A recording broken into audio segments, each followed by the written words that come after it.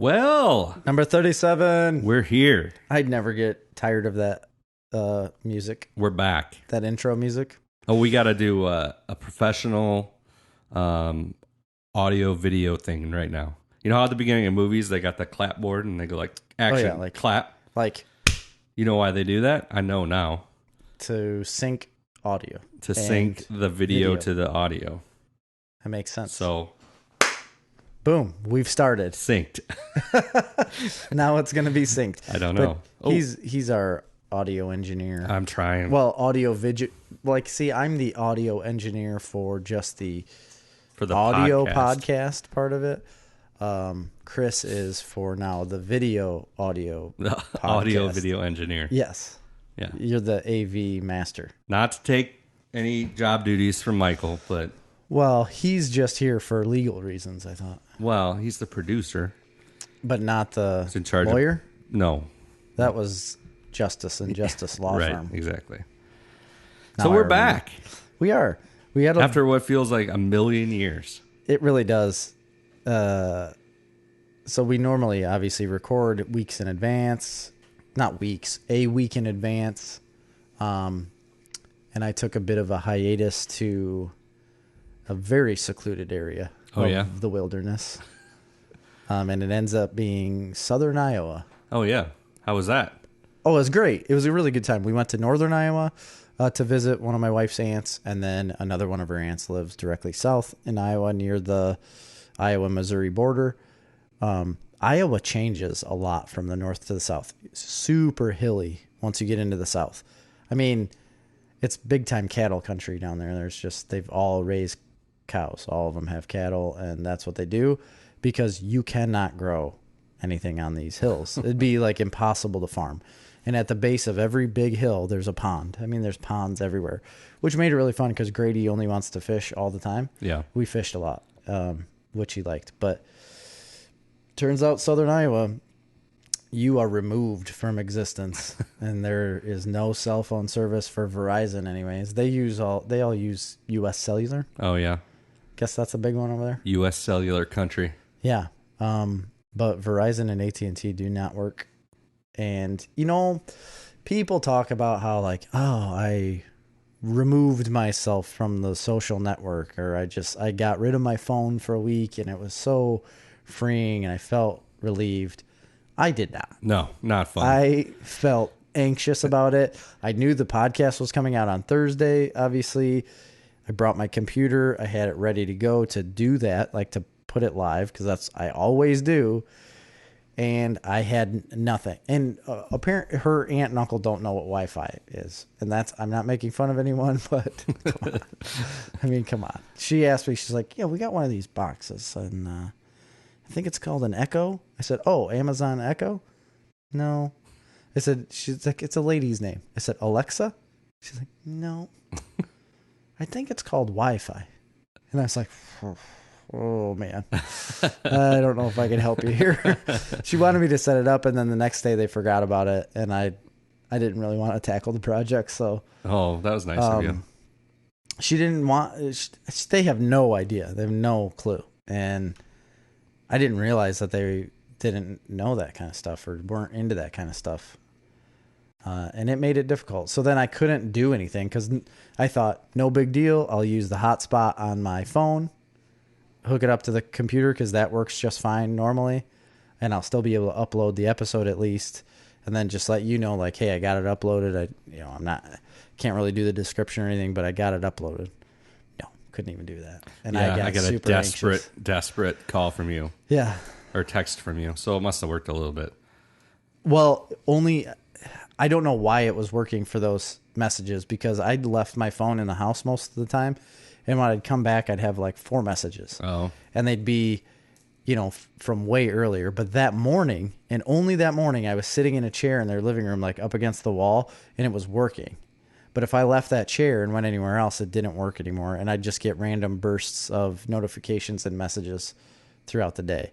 But there was no like back and forth communication usually. But luckily, like the only thing that worked was that morning me contacting you to say like, I can't do any of this. Yeah. So, but I got it up. You did. You got it up and we didn't miss a day. And I have this like weird thing now realized where I don't want to miss a Thursday. I realized that like it's kind of a bunch of work because you always put it up and like write the description. Yeah. And then usually later in the day I'll go back and I'll like add stuff because you put it up and write the description, but usually without having listened to the episode, just kind of recalling what we talked about. Recalling it, and the most I'll listen to is about 20, 25 minutes on my way to work. I'll try to skip around and find main points that we talked about, but other than that, I really haven't listened back to it. I just try to remember what we talked about, Right. which is a lot harder than you think. Yeah. So then I'll listen back, usually right after it's posted. Sometime during that day, I listen to it, and at night I'll go back and add stuff in that you forgot that we talked about, or just change stuff around. You just like to fluff. You like to fluff it. Fluff it up. Fluff it up a little bit. Get a little more flowery with the language. And if there's one thing that Chris is good at, it's fluffing. I'm a good fluffer. He's a spot-on fluffer. Isn't that's a... Oh, yeah. Oh, yeah. Yes, it is. It's a thing. So, no. Anyway, we got it up. It's no problem. So now we've used up our banked episodes, so... We are. So now we're on the clock. So we got to get we got to get this one in. And we got to do another one and another one and another one. We're going to keep them rolling. They're early. And I'm kind of excited. Like 2 weeks from now, we'll be going to Wizard World. Yes. Is that 2 or 3 weeks? That? I don't know. August. Last weekend, August, I think. So not Labor Day, but the one before that. Yeah. So it'd have to be 2 weeks from now. 22nd or 23rd. So that should be exciting, and hopefully you've got your ducks in a row, and we're going for the whole weekend. I haven't heard back from you on that. Yeah, I don't know if I've even Quack your little thought self. about that. I need to do that. Because I've told you that like 5 times I over the know. last 2 months. I know. I'm like, make sure you clear your schedule. You we have. got ducks to quack. I don't understand what that means. Get your ducks in a row. Ducks to quack. God. I don't know what it means either. You know, we do have soccer now coming up. That's a thing. I don't want to talk about it. We have children on the same team. So I was fine with soccer. I was like, after coming off T-ball and then getting back to Taekwondo, kind of. And then Marley's like, we're going to do soccer. I'm like, you know what? It's fine. Because actually, I didn't want to do it last year, but we did. And I kind of enjoyed it because you just go Saturday morning and it's like every single person I know. Yeah, that's what I heard. And you just kind of hang around and do it, and it's cool. Yeah. And so we're like, whatever. I'm like, fine, it'll be fine. And then, like, out of the blue, they decided to add Wednesday practices. Because before, you'd go Saturday morning, they'd have a practice, and then they have a game right after. And that's what I told Amy, because Amy's the one who brought it up, and I was like, oh. And I didn't remember if you were the one who told me. I knew somebody had told me, like, oh, they don't practice. They just have, like, a quick practice before the game on Saturdays, and good to go. Yeah. Like, it's all wrapped up that morning. And so that's what I told Amy. I was like, yeah, that should be fine. Who cares? You know, it takes up no time. And then yesterday or 2 days ago, she tells me, she's like, well, Grant's got to practice on Tuesday, and then Grady's got to practice on Wednesday. Oh, you got multiple days of practice. Turns out. And then I said, well, why do they have practice? And she's like, well, Grant's only having one practice. It's just the coach said he just wanted to have one practice to give them their uniforms and talk a little bit and maybe just do a little drill. It's like 45 minutes. It's like, oh, perfect. She's like, but Grady has practices on Wednesdays. Yeah. I was like, what the heck? I thought there was like no commitment to this. That's why I was all in. Well, yeah. I don't even like soccer. We really screwed up because, so Grady and Cass are on the same team. Yes. But Grant, I didn't even know Grant was doing it. Yep. Grant and Sky are not on the same team. I didn't know Sky was doing it either. Yeah. So if they were on the same team, then we could have been like having carpool situations going on. But like we have to take Sky, because Sky does have practice every week. She does? On Wednesdays, yeah. Well, great. Well, Cash is going to have it on Wednesdays with Grady. But that's why I was saying if that were to work out, and then we could like alternate. You could take him one week, and then I could take him the next week. But that would be good. But that's not going to happen now. I don't know. I'm never going to help you. And this has been Soccer Talk. Yeah, Seneca Soccer Talk, which is not something that I really want to do. But anyways, what I was getting at is that Saturday we would technically have a soccer game that morning. So well, now I wonder if so if that's what I'm saying, like, is it possible for us to both be gone? I don't see why it wouldn't be. It's going to be possible because that's what's happening. Okay, if you say so. Everybody's just going to have to be on the same page with that. if you say so. It's not like a big deal, the soccer games. They not. Just run around and hit and kick a ball. I mean, I feel like now this is going to, offend a bunch of people, but I feel like that's what they do in the like soccer, like main professional soccer. MLS. Is that what it is? Major League Soccer Association. Yeah. And also FIFA, the writing format structure. MLS. That's MLA. MLA. Yeah, damn. It's MLA. So close. Well, anyway. So, yeah, no. That's other than that, that's all I've done about traveling in the last week. That's why we're behind. You're nonstop traveling and vacationing and. I mean, not anymore. Now all my vacation time's gone. Oh. So, all the vacation time I want to use, I should say. Yeah. So anyway, did you get any, as you guys know, last week was our first video podcast. This is our second video podcast. Ooh, number 2. Still having a little growing pains. A bit. It's audio pains, which audio always seems to be the pain. And tonight, video. We had a third camera set up, and it wasn't working correctly. So. If you watched the last video, you would have seen that we had 3 cameras set up. Yeah, we have a pulled out shot of the whole studio. Right, here. the wide shot. We used a different phone. It's a phone. Last time we had an iPad. This time we used a phone. Not so good. It's not working. Not so hot. It's like looking through the eyes of a cataract man. It's like a 89-year-old cataract patient that just woke up. Yeah. So anyway, that's fine because that shot kind of sucks anyway. Yeah, I mean, it's a little bit dynamic. I don't know if anybody actually watched the video. I didn't look. Actually, I should look it up on the YouTube. I don't think we have many views on YouTube. We might have had some views on Facebook because I put it in both places. Yeah, that's the problem. Why? Because you want to force people over to YouTube. Okay. That's how you get the views. But if you have it in both places, there's no reason why they need to go to YouTube. What does it matter? Because I want to be able to see the number of views in YouTube. You can see the number on Facebook. Can you? Yeah, I think so. Does it say it on there? I don't know. I think so. Oh, well, then I guess it doesn't matter. But if we want to make some fat cash on YouTube, we got to push them over there. Oh, boy. We need to figure out a way to monetize this situation. Because I feel like, holy smokes, did you know 5 days ago Bernie Sanders was on Joe Rogan? No. Just saw it. I want to check that out, though. That would be interesting. Yeah. Not that we get political on here. We can get political. There's no need. I'm just saying that it would be interesting to hear Bernie Sanders talk to Joe Rogan. Yeah, it definitely would be interesting. So I'm going to have to check that. Think, and it's only 1 hour and 7 minutes. He's had other candidates on there. He had Tulsi Gabbard on there. She's running for president. Okay, she's like a representative from Hawaii. And then he had Andrew Yang. I think I talked about that on the podcast. Who's running for president? He's like a tech guy. Yes, but he's the guy that's like all about the universal basic income. Okay. So he's had other guys, but I think nobody. That's weird. Yeah, obviously Bernie Sanders is a little higher profile. Wouldn't it be crazy if he got Trump on his podcast? That would holy smokes! If he could do that, that would be crazy. I mean, he like rules the roost when it comes to podcast videos and everything else. He's got to be like the number one media personality in all of existence at this point. I would say so. I mean, when it comes to total views, absolutely, because it's incredible when you're talking about millions and millions of people, tuning into just him speak. It's like Joe Rogan, us, and then like Larry Sanders. Wait, what's isn't that his name? Larry Sanders, the old guy? Or Larry King. Larry King. Larry Sanders was that Gary Shandling show. Yes. Which was great. I love that show.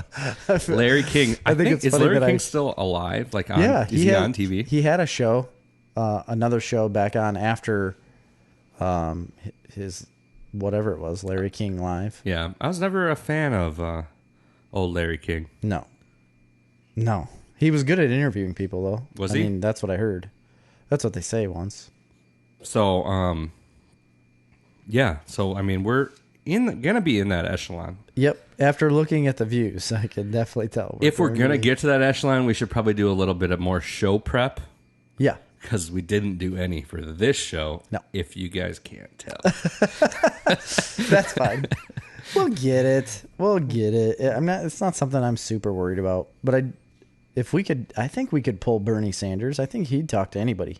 Yeah, I'm sure. He rides the subway. Oh man, I saw this great video. I think it was on the Daily Show, which I don't watch, but I saw some clips on YouTube, and they had old Bernie Sanders back in like the 70s when he was the mayor of whatever the town he was in. He was a mayor? Yeah, in like the 60s or 70s, whenever it was, a long time ago. He had like a public access show. Really? While he was the mayor, that was like called like Bernie on the Street or something like that. Yeah. And he would go around on the street and like talk to people and like get their opinions on things and whatever. Really? And the bunch of clips they had compiled were of him going out and talking to children. And it was the most awkward thing. It's hilarious because he is talking to these children like they're like adult voters. Why would he do that? Like, was it meant to be a joke? No, not at all. I think he just has no ability to have a rapport with the children, like With little children. He's like, I don't recognize you as a child. Yeah, it's great. And he's talking about like drugs and all kinds of stuff with them. He called the kids stupid. Like, it's like, I want to pay with Monopoly money. You're stupid. He asked some question to a group of kids. They're like, what do you think about this? Blah, blah, blah. And the kid tells him, and it's not the answer that he wants. And he's like, well, that's really stupid. Or something like that. It was hilarious. You need to look it up. Bernie Sanders, Daily Show, Kids, or something like that. Was he on the Daily Show? No. It was just like a segment that Trevor Noah had. And I used to watch The Daily Show a lot when it was Jon Stewart. Yes. And, I didn't always agree with him politically. Obviously, it was a political show. Very. But I did always think it was funny. Yes. A. And B, he did a pretty good job, at least for a while, of like being pretty fair with making fun of everybody. I agree. Not anymore. Not anymore. However, and then when it first changed to Trevor Noah, I really didn't I just didn't think he was funny. Yeah. Or as funny. I recognize that he's funny, but like it just wasn't. Not your type. Not mine. I wasn't getting it. But I think he's getting a little bit better because I've been kind of recently seeing a lot more clips and stuff. Really? And it's been a lot funnier. But it takes a while because like even early when it was early Jon Stewart, it like wasn't necessarily hitting on all bases. I remember I watched The Daily Show when it was that one guy, and I can't remember his Kilborn? name. Craig Kilborn. Yeah. Yes. That's when I watched it too, and I thought it was weird then when it switched from Craig Kilborn to Jon Stewart. Right. Like overnight, it was somebody different. I think it was only once. I was like, what the heck? Yeah. And but I liked Jon Stewart a lot. Yeah. He was really funny. And it walked the line in between. I mean, it weighed a little heavy on the liberal side, but it still was pretty fair on who you're going to make fun of for certain things. And he was fairly reasoned in most of his stances, so I like that. I don't like necessarily now that he's finished that show, he's become like this ultimate activist and just like he's so respected that everybody just like swans over, or is it swans or swoons over him, and like how amazing he is. He's almost like a prophet. In some ways, yeah. He's directed a couple movies, or at least one movie now, that was kind of a documentary type film. I never saw that. And now, I just mean in the way like. But now he's like been to Congress and crying for people. And it was a good point. Like, he did have that awesome. We talked about that on the show. That congressional thing about 9/11. That was great. About the 9/11. And I think like the documentary he made, it was something about the Middle East. Like it looked really good, and I think it had something to do with like his Jewish heritage, like Jewish stuff over there. I think it was like a religious war type documentary. Yeah, I think he was talking about like Israel and Palestine. Yeah, maybe. Yeah, I don't remember. I don't really know. I don't know, but I do agree with you. I think it is kind of weird that people are. I mean, he's a comedian first, right? Right. Right. People are taking him much too seriously, I believe. But whatever. That's today's day and age. Anybody can be that way. Yeah. I mean, if you get in the right platform. I think it's crazy because like people. Wait a minute. just to put this, like, play devil's advocate a little bit, is that, like, at least he's doing something productive when other people are talking about. Have you ever heard of, like, Ninja, this Twitch streamer called Ninja? No. You haven't? Mm-mm. A lot of other people have. Just because you're old doesn't mean anything. A lot of, like, millions and millions and millions of other people have, and he was on Twitch, and then he switched from Twitch to another streaming site recently. What's it called?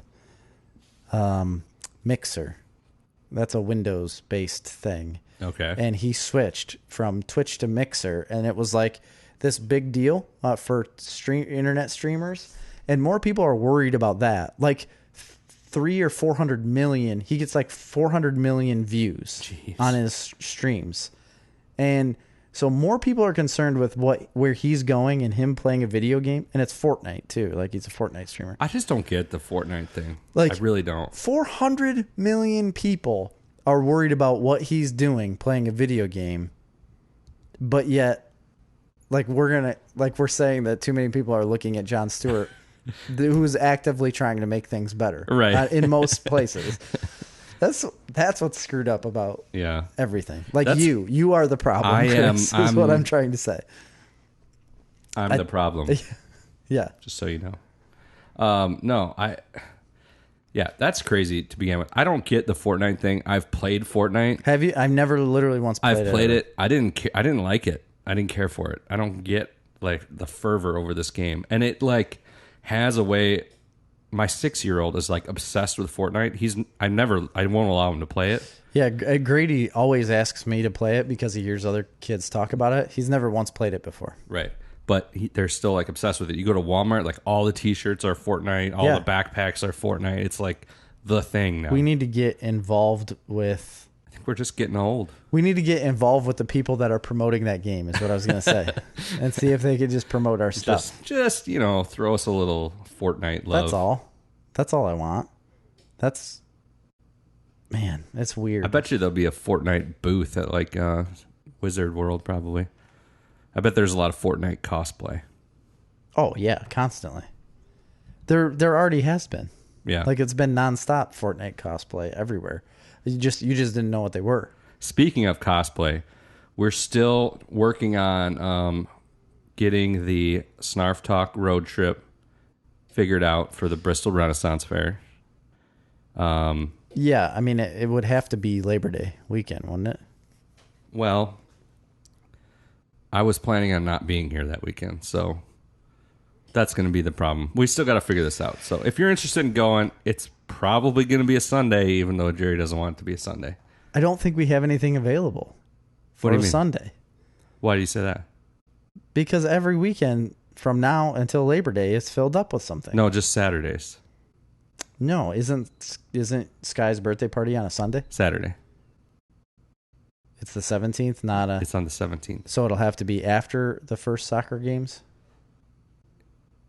It's after the first soccer games, yeah. Okay. Like, it's at noon, because I have it in the calendar as the 18th. No, but we could go on the 18th. Right. Or the Sunday after that.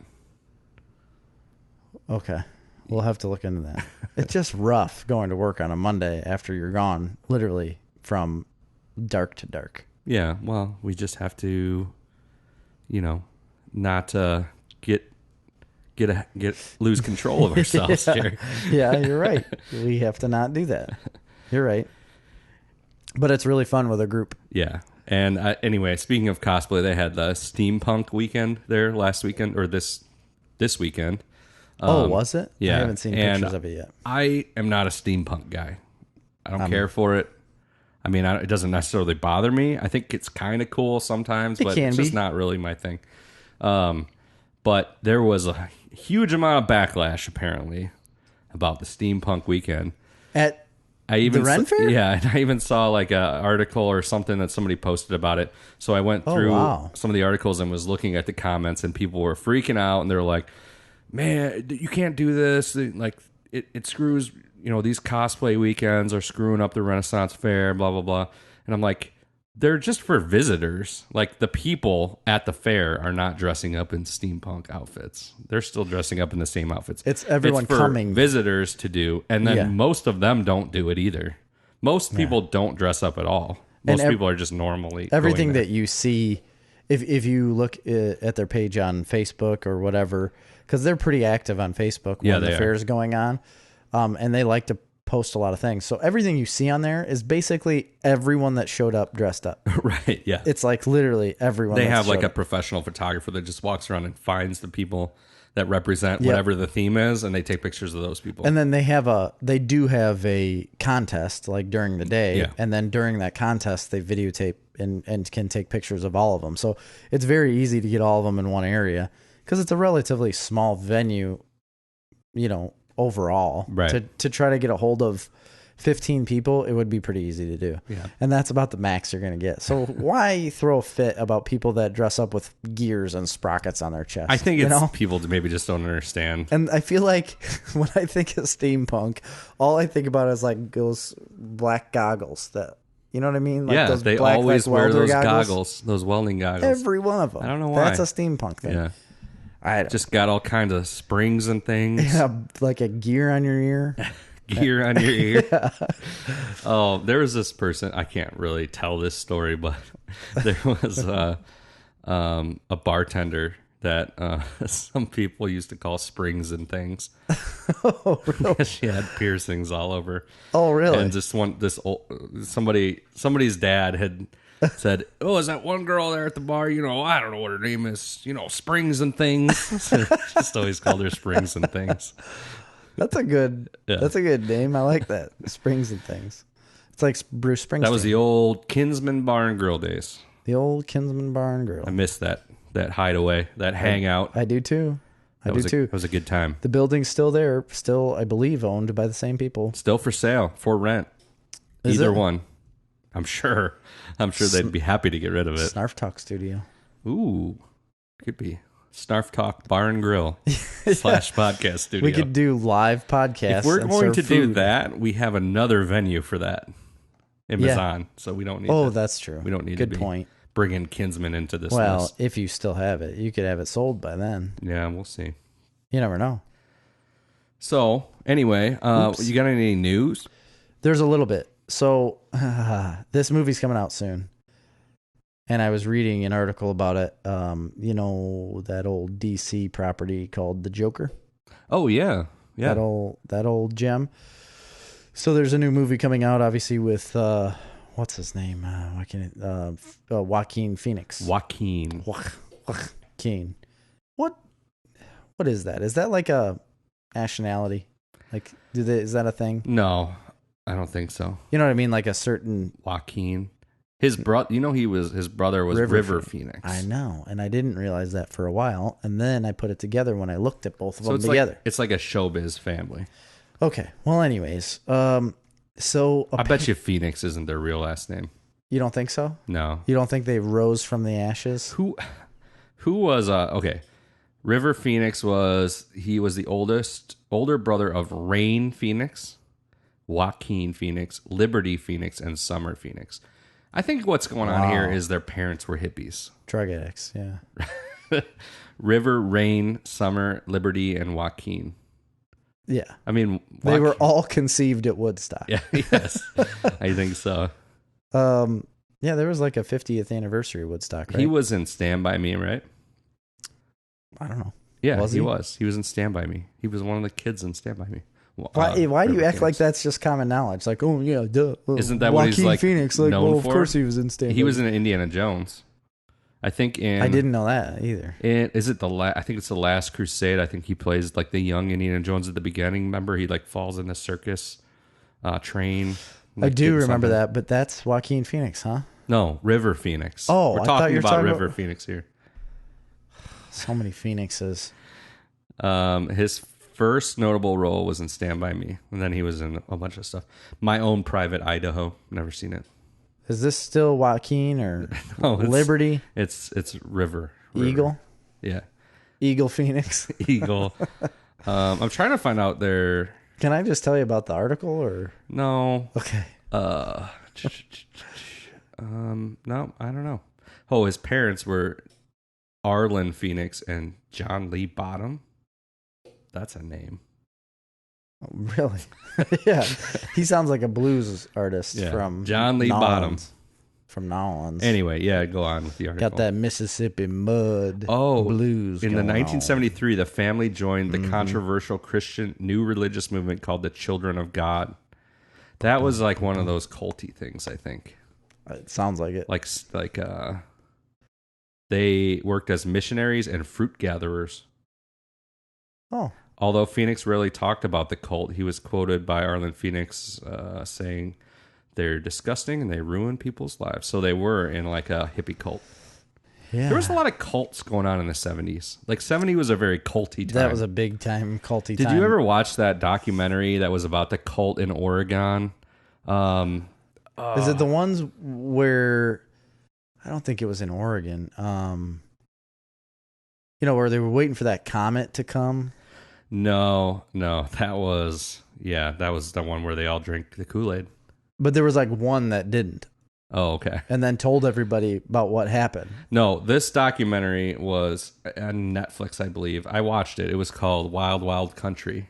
It was really popular, like last year. Oh, I guess I know. And it was this guy, Bhagwan Asho, or whatever his name is. He was like an Indian guru, right? Yeah. And he had basically started this like cult. It was like a sex cult thing.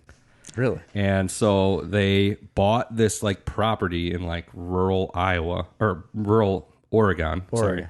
And they had moved there and they started building out this cult and all these people started joining it and whatever. And this little tiny town was on the edge of it. Okay. And so they were buying up all the property in this town because they wanted to get like jurisdiction. And so they had control of the police force. They had control of the local governments, so they could do all that because the town people were trying to like get rid of them. Yeah. But they like basically brought in so many people. They were busing in homeless people to vote and stuff. So they took over like the local government and they had their own like armed with like AR-15s or AK-47s. Wow. And I mean, I don't think it was like it wasn't like a bad cult. It wasn't like Is there good cults? Well, I mean, they weren't doing anything like, I don't think like they were doing like, it was just like a weird, the like people there sacrifices. Yeah. I mean, it's just the people there in that little town didn't want this weird Indian sex cult guru guy. And so anyway, they did get weird because they, here it comes. When this got a little further, they uncovered a scandal and there was this like lady that was like running it and she kind of took over and they were poisoning people. And I can't remember why they were poisoning people, but it came out that they were poisoning people with lettuce, like E. coli bacteria in lettuce. They poisoned like a ton of people. So they weren't a bad cult. Well, at first. And they didn't do anything real bad. They just used lettuce to poison people. It went off the rails. You got to watch the documentary. I can't remember what it was. They were good up until that one sheriff told them not. It was a free love cult. Yeah. Anyway, and then the guy went back to India, and I think he like kept doing his little cult thing there. If it wasn't for those meddling kids and that dog too, and that lettuce, Anyway, yeah. I still want to tell you about this Joker. But there were a lot of cults in the 70s, Jerry. Yeah, there was. It was a culty time. Joaquin Phoenix. Yes. That's his fault. Well, it's his parents' fault, really. And, yeah. Okay.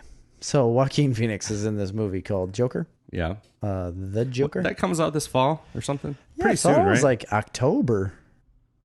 Right? It doesn't say it in this article. Because it's... I don't know. But anyway, all this was about, and I think it's interesting, is that apparently a legitimate draft of Todd Phillips and Scott Silver, they're the people that wrote the screenplay. A legitimate draft of that screenplay has leaked online. And it says it's destined to be one of the year's most controversial films. Interesting. So, yeah, it seems interesting. And it says this Joker is sympathetic, possibly too much so. So I don't know. I don't know how I feel about it. I don't know. I didn't really want to read the whole article to you, but I just thought that is interesting that it's going to be like, if you're going to say sympathetic, like too much so sympathetic, because he is somewhat of an evil person, obviously. I wonder what it's going to be like. Do you think it's going to be politically controversial or like socially controversial in the way of like, you know, because mass shootings are a big thing. Yeah. And I'm wondering if there's things like that in it where there's like mass murders, because there's been images out of the movie where he's involved with all these other people with clown masks on. And I'm assuming they're like attacking things, right? Right. Like, or attacking people or doing some sort of rambunctious ruckusing. Yeah. I was assuming maybe more like controversial in its take of the Joker.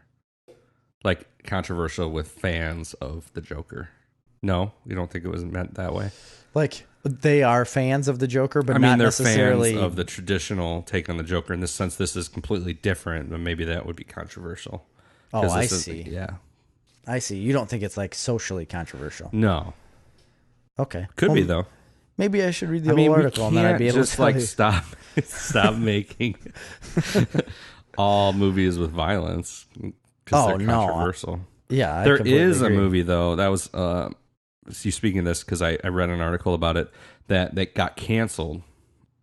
They pulled the entire movie because they felt that it would be too controversial. Yeah, and it was this movie. It was a horror movie with some pretty big stars in it. It's called The Hunt. Okay. And it was about like liberal activists going and hunting and killing Trump supporters. Oh.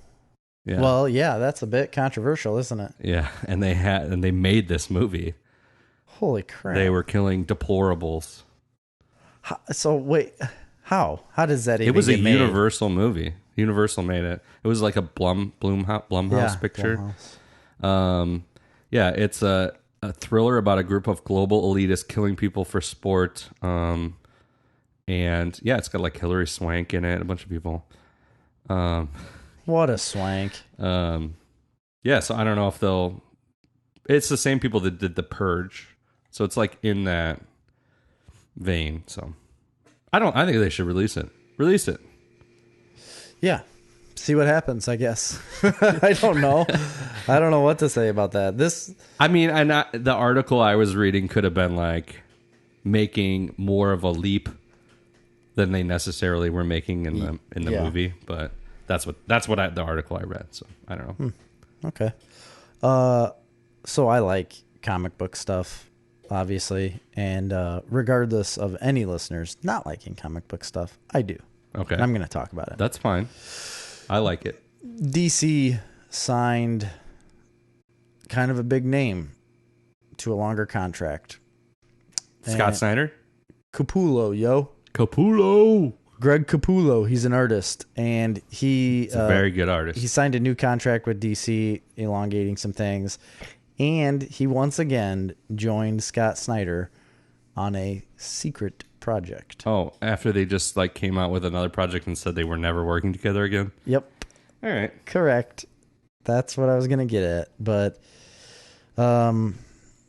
it says, yeah, like he put out a tweet and it says, in other news, I just signed a new contract with DC and am again teaming up with Scott Snyder to produce our biggest adventure yet. Capullo wrote on Twitter. He ended his tweet with 2 horn emojis and a pencil emoji. 2 horns and a pencil. What is that?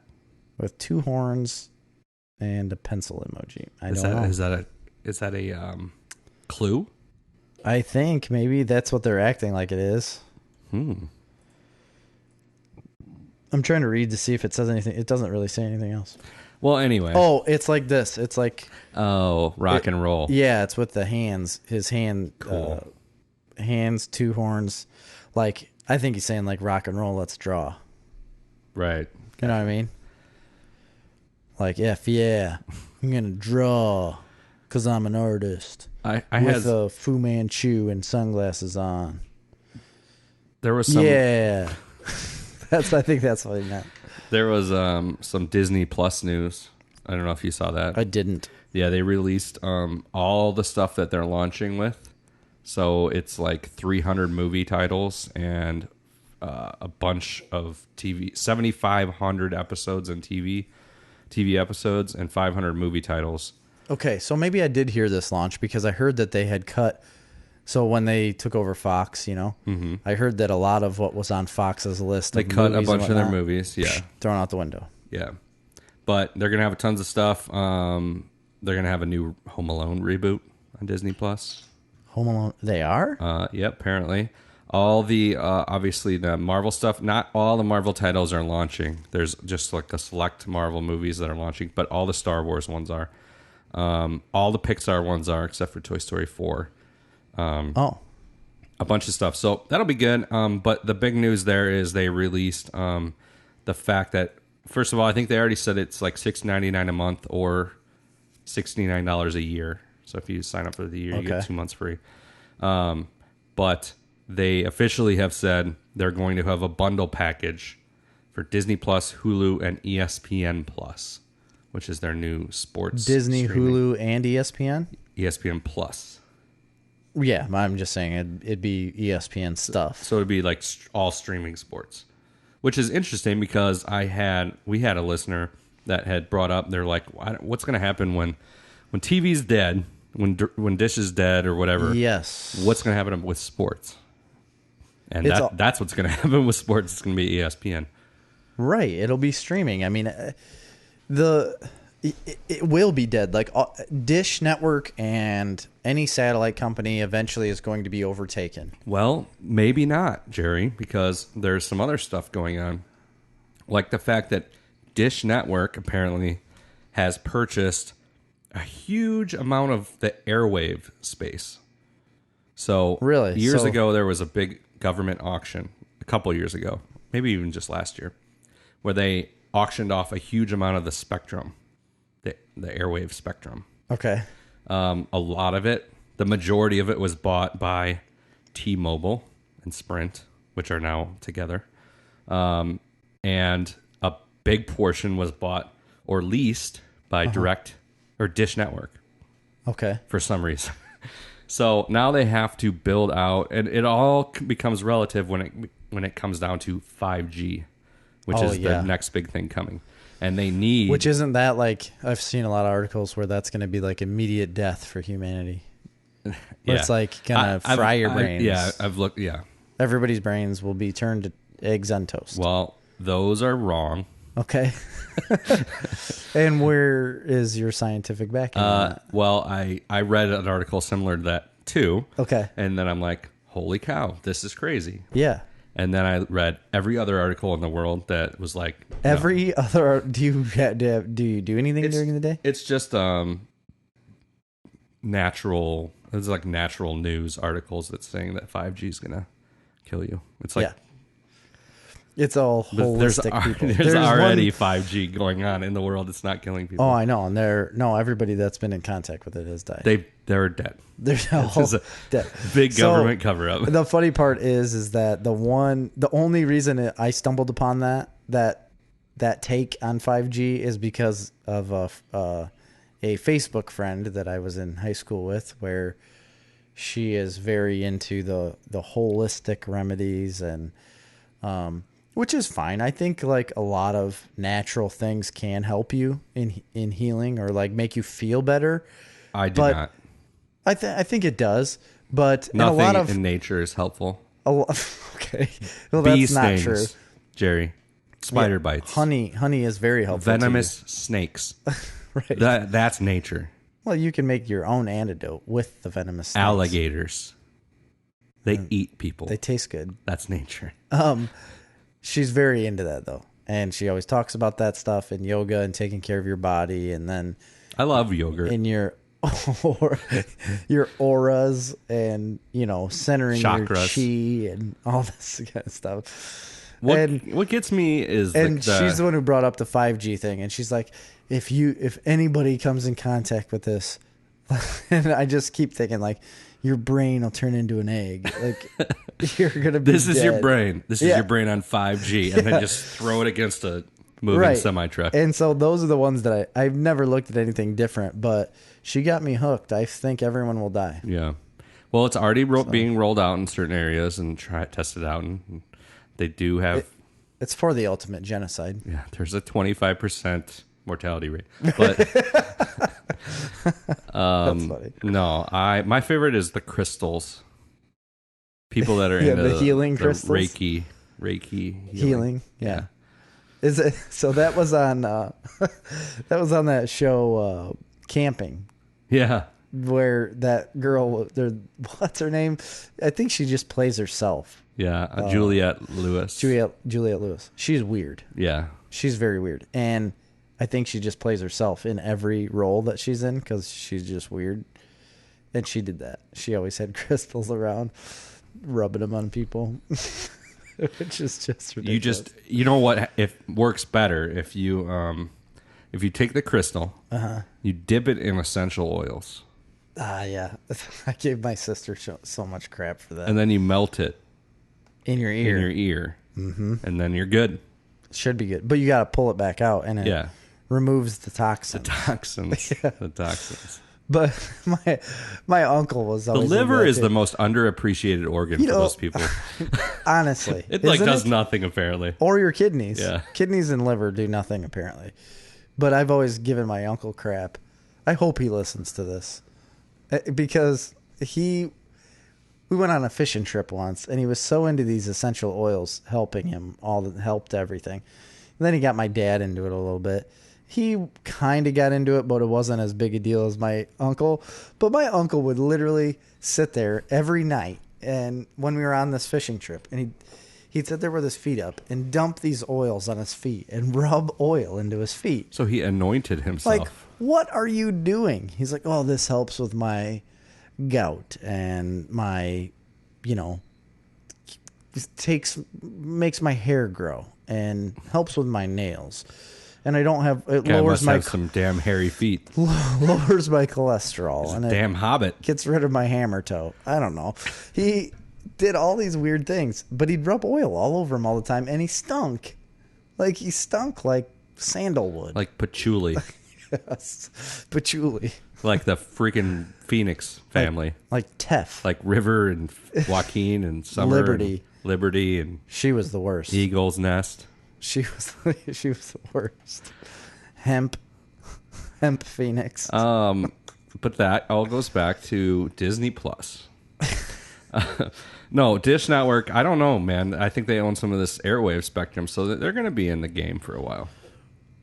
Oh, right. That's what we were getting at. So actually, I just don't think you're going to see satellite around very much longer. And if you do, it's going to be a situation where there's one company that one company to rule them all. Well, you know how DirecTV or Dish, any one of them, sometimes like they'll shut a channel off and they'll just put on there like, because the contract's CBS over. will not give you a contract. You should call CBS and bitch at them, blah, blah, blah, basically. Dish Network had that with WGN. If everybody's got streaming, it's like, what is their leg to stand on? But I read in that Disney Plus article, I read some of the comments and people were saying, with all these streaming services, I actually switched back to DirecTV because it was cheaper than having all these different streaming services. But the content's not the same. No, and I don't think that's true at this moment. I mean, if those people are literally getting every single different streaming thing, like HBO, Showtime, Stars, and paying $14.99 a month for each one of those individual ones, well, yeah, you're stupid. Yeah. You don't actually need those channels to begin with. There's a new one coming. Apparently, NBC Universal is going to have a streaming service. They have a lot of content. So I don't know what the deal with that is. And Apple is the next big player that's coming in, and they're going to have their own original content mainly. So I but wonder... NBC is getting, this is a big thing though, because Netflix right now, their biggest shows, believe it or not, are Friends and The Office. I know. And they're getting rid of them. Not including their originals. I'm just saying they're syndicated shows. Yeah. That's what NBC's app is launching with. And Friends and Both Office. Of those. Yeah. Because they own them. I mean, know. I didn't realize Boy, it, those are some pretty good properties. There were some interesting comments on there because people are like, pretty much the only reason they kept Netflix is for The Office because I guess people just love binge The Office. watch And I like The Office, and I've binge watched it twice probably. Amy and I will turn it on just at random times, like in the middle of the day on a Sunday when you're just milling around the house, like doing things or Smartly. whatnot. And what's that? Milling around smartly. Yeah.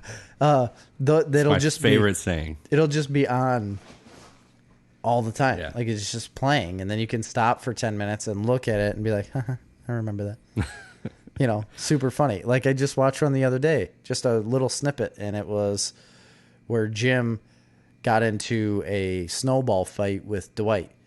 And it was all because he's like, hey, because it was Christmas, coming up to Christmas. And he said, hey, look, it's snowing. First snow of the year. And Dwight's like, oh, is that so precious, Jim? The first snow? Does it just make your little girl heart content? So he goes outside, Jim does, and he like balls up some snow. And he walks in, he says, hey, Dwight. And he looks up and he blasts him in the mouth with a snowball. And he said, guess it's barely snowing, huh? And then he sat back down. Well, then Dwight takes it overboard and gets like a crap load of snowballs, and he's just pelting him all day. And it bloodies his nose and his lip, and he's like wanting this to stop, Jim does.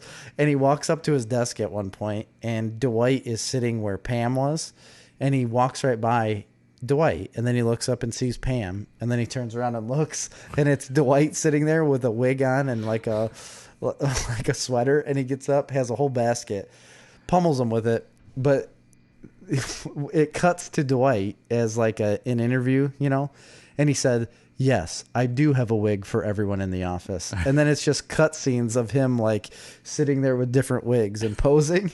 And it's one of the funniest things. Like he's got a Stanley wig on. Yeah. And it's really funny. There was classic. There was a thing that came out last week. Steve Carell came out. They were talking about The Office, and he said with 100% certainty that if The Office were to be made today, it would never have been made. If it was tried to be produced today, you because of the environment of political correctness, because the show was so out there, not politically correct. Yeah, like there was lots of, like Michael said, a lot of sexist things, or very like much there was so. a lot of sexual harassment type situations. And Dwight would talk about how like the dynamic between a man and a woman, and how it was like very even then patriarchal. There were a lot of problems that people were bringing up with the workplace romance between Jim and Pam, and so they're like, he's like, it would be the people today, it wouldn't work. You're right. The show would work fine. It's just they wouldn't make it.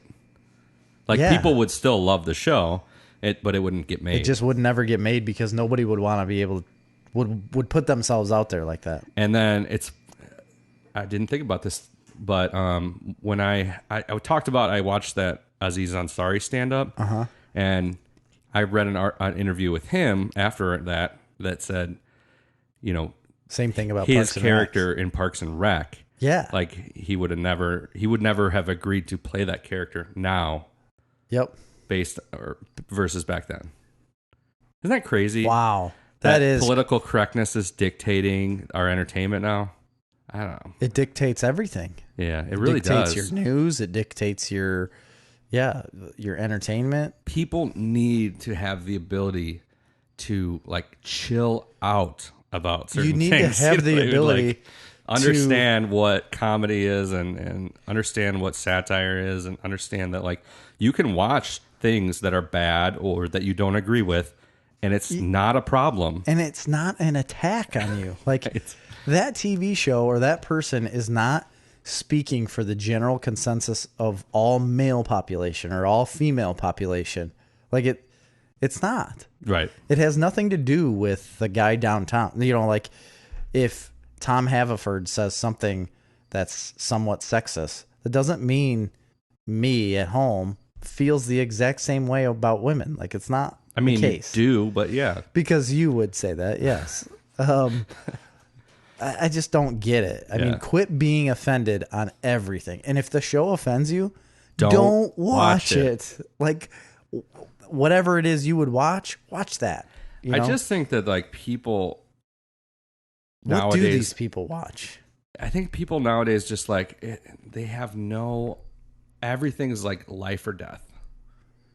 Yeah, there's no in between. Everything is like the extreme. This is the worst. This is causing the downfall of society. And I'm like, No, Yeah. it's not. Well, back up a little bit. That didn't cause global warming. Okay. Right. Just because he said something bad about a woman didn't melt a glacier in, Iceland. Oh my Greenland. God. I read this funny thing, and, it was this video of this iceberg in Greenland. Yeah. That was just collapsing, and somebody had made this whole article about this. They have lost never this happened. unbelievable amount of ice off this glacier. Right. And they didn't put anything in context. They just said 2 miles of ice have been lost from this glacier in the last 2 months. Right. This is a travesty. Yeah. And it was written in such a way, you're like, You would yeah, believe it. That's a travesty. Holy crap. That's terrible. And then somebody linked to a scientific article that's this is August. It happens every August. It gets warm, and the ice comes down, and then it gets cold again, and the ice builds back up. But ice. I mean, I understand that we're losing. I understand all that. I'm just saying this particular case, this particular glacier, it does that every year. Naturally. Wasn't there a thing? I feel like we've talked about this before about losing ice caps and whatnot, and I thought it was you who brought up that you had said there was something that was posted out there that there's actually more ice now than there was in the 70s. We've actually gained ice, but yet now are receding back to normal levels. I'd have no idea. I don't know the details. We had built up an extra, there was more ice built up, and now it's just going back to the normal levels of where ice was before. It's so hard because there's so much conflicting information out there. Whatever you want to believe to be true, you can find it. You will find that. Yes, you can find it. There's an article. There's a whole website dedicated to what you believe. That's a problem, and you can find scientific sources that back up what you're saying. Yeah. On both sides, and that's why, and you could always do that because that's the way science works. That's why you go with general consensus. And the general consensus is pretty much you can't argue with the general consensus. It's 97% of climate scientists or whatever, blah, blah. I'm not getting into the details of global warming or climate change because it's not global warming. But it's not. It's not called global warming. All I know is it's probably a lot more complicated than everybody tries to think it is. Yeah, I would agree. I mean, it's probably not too far out from what I could understand, because I'm of a higher mind. You'd have to spend an inordinate amount of time researching, though. Who says I haven't? Well, your education level. Oh. I guess on the subject. You got me. You got me on anyway, that one. That's enough of that. I don't know anything. We don't know anything about. We don't. We don't really know anything about it besides what we've read, and we read what we want to believe. Yeah. But I have read some things about what I've been watching. Have you? Or do you have some more news? Well, there's just this one more news. Let me go back and look at it real quick. It's about the Flash. Ooh. I don't care. I don't know if you care about the Flash, but so the Flash is a DC character, obviously, right? He's a speedster, and they're redoing the run again. They're starting at 1, and Joshua Williamson is the writer, and he says that. So the title of it is called The Flash: Death of the Speed Force, and he's warning everyone to take the title literally. So. These people are really good at selling things, and I think they just sold that to me because I'm interested to see what they could do. Obviously, the Flash won't be gone. Right. He won't not be fast. He probably will be for a time in there, where he just doesn't have speed. What if they made him super slow? Incredibly slow. The slowster. The slowster. Instead of the Flash, it'd be that was. What if that was his superpower? It's so slow. I mean, what could you do with that though? I don't know. It'd be interesting. It does everything slow down, like time. Yeah, time could slow down around him in a bubble around him. But is he still physically slow? Yes, he's still so slow. But his mind can't change. His mind isn't slow. but his, he can slow down time in a bubble in an area around him, but he can still think at normal speed.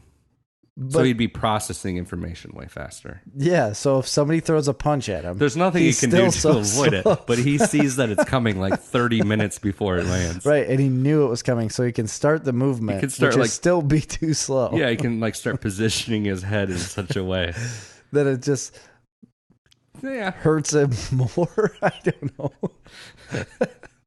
I think that's so funny. The Slowster. I think that would be your DC character, the Slowster. I believe you tried to argue once that you're fast. I never said I was fast. This misconception is getting a lot of.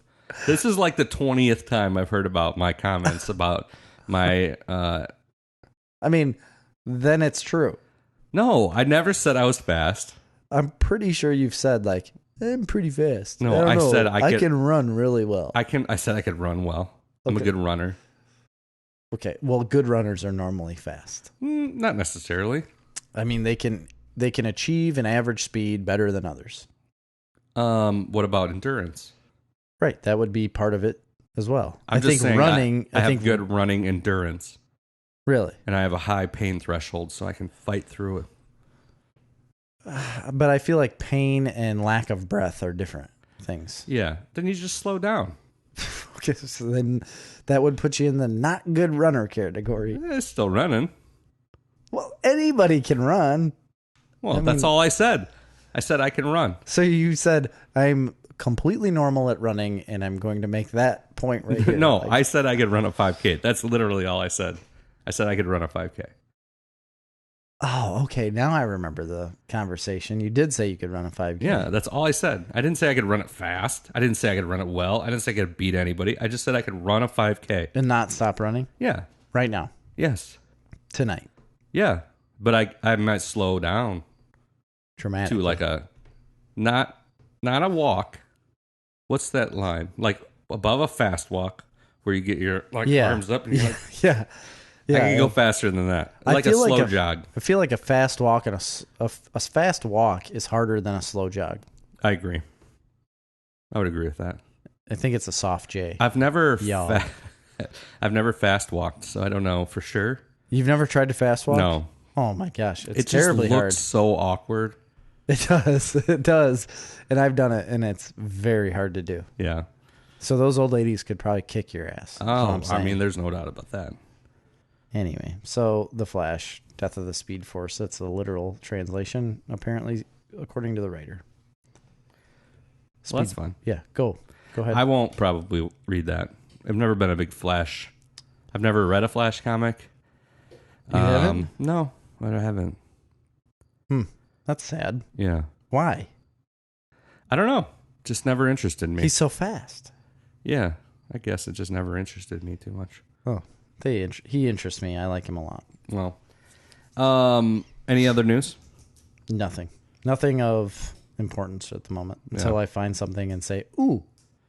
We need another top 10 list or something to do. We do. We need some categories. If anybody's got any ideas, we did have one idea that was out there. It was going to be like best and worst villains, live action villains. And I've had a guy talk to me, and first off, he wanted to be a part of the depression and anxiety talk. Oh. Because he's like, I've lived with this forever. I like that talk. I would love to talk more about that. I have a lot of thoughts and information. He wants to come on and talk about it because he said, why did you not contact me about this? He's like, I could talk about like how I feel like it is, living with it all the time or trying to compensate for that. He's like, but he just felt like there would have been really good conversation there.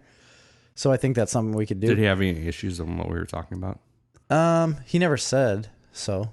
But it was I was in Iowa and had there was no back and forth. This was like 3-hour message in betweens, at least.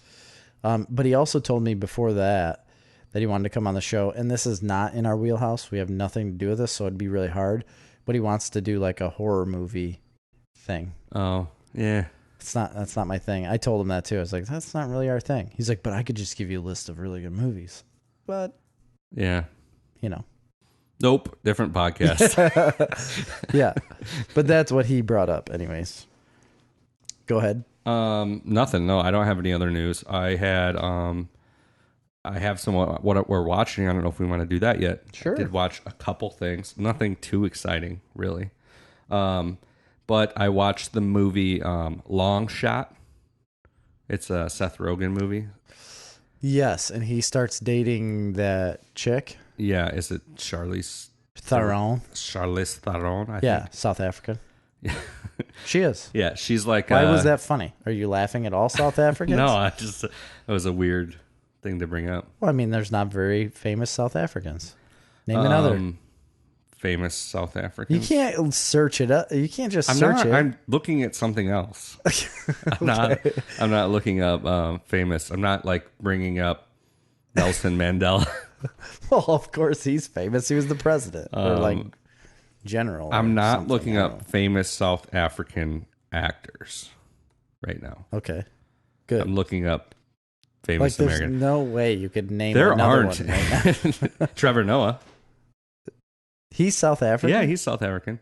Mm-hmm, for sure. Dave Matthews. No way. Apparently. I didn't know that. That's made up. Well, anyway, Long Shot, the movie. So it looked pretty cool. I like comedies. I like Seth Rogen. It wasn't bad. She's running for president. And she's like a big politician. She's running for president. And Seth Rogen's like a writer and like a really, really liberal writer.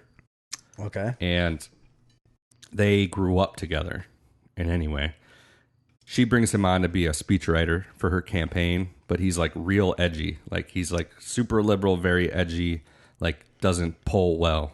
Oh, okay. And basically ruins her campaign. Yeah. I mean, they have whatever, and then they kind of fall in love. It's kind of a love story. Romantic comedy, I guess you could say. And, you know, despite the fact that it was like super political, like to the max. Okay. I still enjoyed it. I thought it had a lot of fun. There were a lot of times where I laughed out loud. Really? In the movie, surprisingly. So it wasn't terrible, but it was very, very, very political. Obviously, it was a movie about politics. Yeah. And it definitely had a message. They kind of tried to spin it towards the end to be like, because it was very one-sided throughout the whole movie, and then he kind of realizes that he's like being too extreme, so they kind of try and spin it at the end like, oh, there's two sides to every story, but they don't really try too hard. Yeah, it kind of falls flat on that. So, you know, it was fine. It was worth a watch. I thought it was pretty funny. It was worth the watch. Yeah. So you're saying people should go out and watch the movie or rent it or do whatever they need to do. If you like a good, I like a romantic comedy. And there aren't a lot of them anymore, I feel like. Yeah, there really isn't. And it was a pretty good one. I mean, it was funny. I like Seth Rogen, though. A lot of people don't. He always is wearing weird clothing, it took me out of the movie a lot.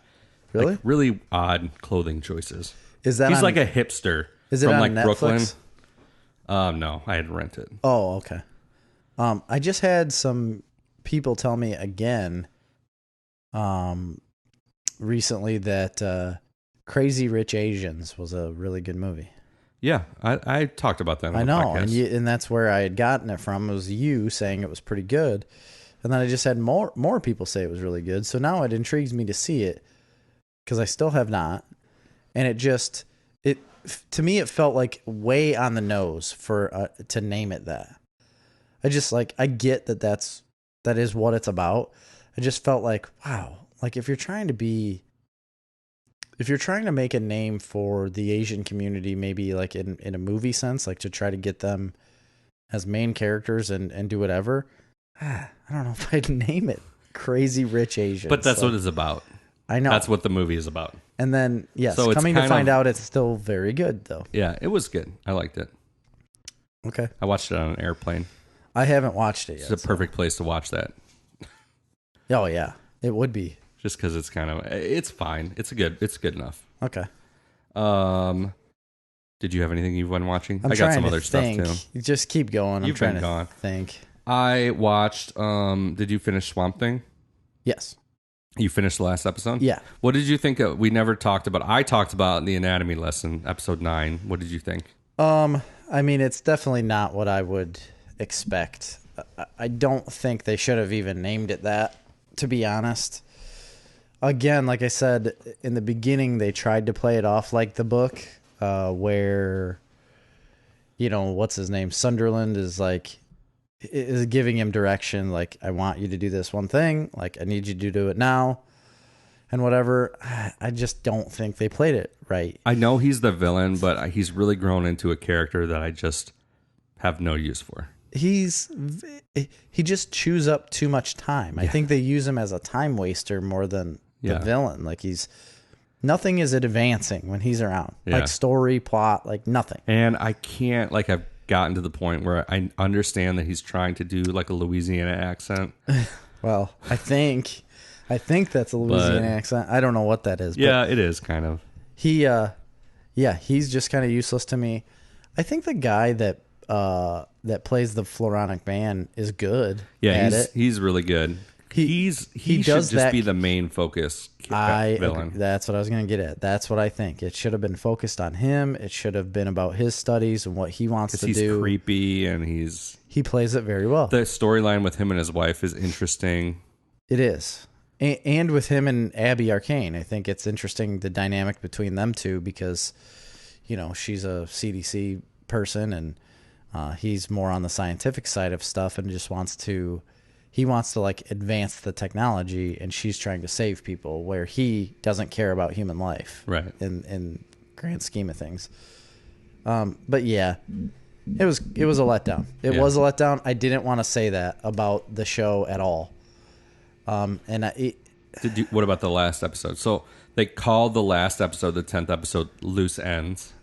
Yes. Which is so on the nose because they had to tie up all these loose ends. Exactly. And the last episode wasn't good. It just, the whole last... Too fast. Again, it doesn't do anything for the show. No. It didn't tie up very many loose ends, like as many as what we needed tied up. No, the whole first season, you can tell, was a setup for the Floronic Man to be the main guy in the second season. Yes. And... Which it should have been that way. Yeah. That would have been good. Production-wise, I think it was great.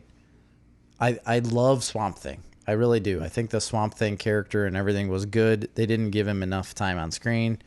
Didn't give him enough to do. But I think that was coming. That was coming for other seasons to make him more of a main character. But it's all about Abby Arcane, and that annoys me. Yeah, she's not... She wasn't good. It's just... It's not, the show really fizzled. I don't blame her. I think the character could be a good supporting character to Swamp Thing. As like a... I don't want to say... I think it's weird to say buddy cop thing, but I feel like it could be like a buddy cop thing where she's on the human side helping the guy who's in control of the green. Yeah. It could have been that way. In the comic, they kind of go overboard to making her like almost like a helpless character. Yeah. But and you could tell they kind of wanted to flip the script on that, which is fine. They did it completely opposite of that. Yeah. I don't know. It's just, it's hard for me to recommend at this point. Yeah, I completely agree. And I never would have said that. There's so much other stuff. I never would have said that, but yeah, it was kind of a disappointment, and that sucks. Speaking of Swamp Thing, there was, and I don't know, I guess if this is true or not, but I was reading some article about it, and they were again bringing up the fact of this South Carolina not giving them the money they wanted, and that's what it turns out that was completely false, made up. That was a rumor published by somebody that caught on that isn't true, apparently. Really? So what is true? According to what I had read. Now, I don't know what's right and what's not right. I didn't dive that deep into it. But no, apparently it has nothing to do with that. That was totally a rumor that went overboard. And it was really just the fact that this whole switch to this other streaming service, they were... Okay. Since they were doing this, Warner, they were just caught in this weird position and they just said, you know what, we're going to drop that and we're going to focus on other stuff. Pretty sure I called that. You did. And it makes sense because they're making shows still in South Carolina. You would think if that would have happened, everything would have ended. Right. They would have. So apparently that's not true, and they just didn't like the show, I think, is what it sounds like it's come down to. Or it cost too much money or something. I don't know. See, that kind of sucks because it could be a really good show. It really could, yeah. It could be a great show, and the beginning of that season had phenomenal reviews. Had a lot of promise, yeah. Yeah. I mean, the critics liked it. People liked it. The first 3 or 4 episodes were good. But I think, honestly, if they could just follow the comic exactly, it would have been a lot better. Isn't that basically what we always say? Just follow the comic and do that. I understand that it would have been weird because the comic is set up in like 4-issue arcs, mini arcs. You can do that in a TV show. Yeah, I would say take that 4-issue arc and make it a season. Make 6 episodes and make it a season. Yeah. And you could do, and if you think 6 episodes are too short, you could still do like hour and 10-minute episodes like BBC does. BBC does like shows that are an hour and a half long. And I say that they're 4-issue arcs, but those arcs tie into each other. So you could find a way to make them go longer. Yeah. So you could take like 2 4-issue arcs and make that into one season. It's like 10 episodes long. And it'd be fine. It's hard to translate an issue of a comic book into an episode of a TV show because it could be done. A lot more happens in a comic book issue, I feel like, than what can be contained in a television episode. But you think so? Yeah, I think so. I think it depends on the comic, obviously. Yeah. But you know, like some of those Swamp Thing comics, like the anatomy lesson, very little happens in the comic book. Right. There's nothing that happens besides him looking. There's just so much exposition in the comic book on what's going on. It would have been too much to start out the gate with the anatomy lesson, you know. So I agree with the fact that what they tried to do was get all that exposition out of the way and then do it. But it should have came earlier in the season, first off. Yeah. There was way too much other filler storylines.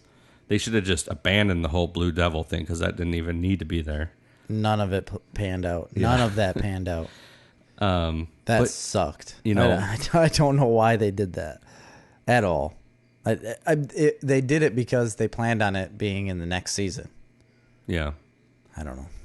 I think the next season, you know, could have had some promise, and we'll see. Maybe they'll bring it back. You know, if it truly is just an issue of the Warner streaming service and trying to figure out stuff, maybe it could come back, but I doubt it at this point. Yeah. No, it's not. I don't think it is. And it's, again, that sucks because I liked it. I wanted to like it at the end. It just didn't hold together. Right. So one other show that I watched that I totally binged out on was a Netflix show. Marley wanted to watch something. Okay. She rarely ever says, hey, let's go watch a show or let's go find something to watch. Yeah. So she did. And we looked around. We couldn't really find anything. But we settled on this show on Netflix called Blown Away, which is a competitive glass blowing show. Oh, okay. I've seen it on there then. Yeah. And it's set up like a cooking show, like a Master Chef or something like that. Yeah. Where it's like an elimination challenge every week. Yes. But it's all these competitive glass blowers. I kind of got sucked into this show, I'm going to tell you. Really? The people themselves, the individual glass blowers, are odd characters. Yeah, you've got to be. Some of them are odd people. So some of that's a little over the top, you know, and some of the game show aspect is a little over the top. But it was super cool, I thought, and interesting to see some of the creations that they came up with and how they did it. And like glass blowing is incredibly interesting to me, to the point where I'm like, I want to do that. Like You want to blow glass. Yeah, I want to figure out how to do that. But it looks like it takes a lot of practice. And obviously these people have like decades of experience. But some of the stuff they're making was super cool. Some of the techniques and how they make things look was interesting. Yeah. They structure it like they have a challenge. Like this week's challenge is food. Or something like that. Like they had a chef judge come on, and this week's challenge was food. So then they had to do like food-inspired glass art. So then they all do their different things. And, one of them, it was like botany. So they had to do like plant-based stuff. And it was interesting. And, they judged them on, but some of the artists took it like really crazy and were really artistic, I guess you could say. And right. Some of them were a little more on the nose with what they're doing, but some of the stuff they were making was awesome. Like there was this one. What's their time frame? Like 4 hours. Really? Some of them are 4 hours, some are 6, some are 8 hours. Just are they depends. 1 hour episodes? Yeah. Okay. No. They're like 20-minute episodes. Clearly the show was made for network TV because they have like commercial breaks built in. But then it obviously nobody picked it up and then Netflix bought it. Oh, okay. So they like, after you cut all the commercials out, they're like 20 minutes. So it was like a History Channel thing. Something like that. Yeah. And it's not the best show in the world, but I just thought it was super interesting seeing them make some of these glass creations. Some of the artists I wish weren't on there because they were doing like dumb things. Oh, really? But they were just there for filler. Yeah. I don't know. Do they get voted off or like they have a panel of judges and they vote one off every week. But there was some cool stuff like this one guy. The one that I really thought was cool was the theme was plants.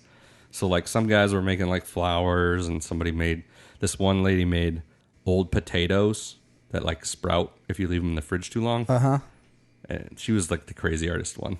Really? But this one guy made something that was really cool and he was like a 17th century, like he said in the 17th or 18th century, botanists used to go like other countries and they'd collect specimens and they put them in these like jars. And that's how they transfer them back, home. But by the time they got home, lots of times the plant inside would die. Yeah. So he made this like glass botany jar, like specimen jar. With a specimen with a lid, in it? with a glass like plant specimen in it that was like withered and dead.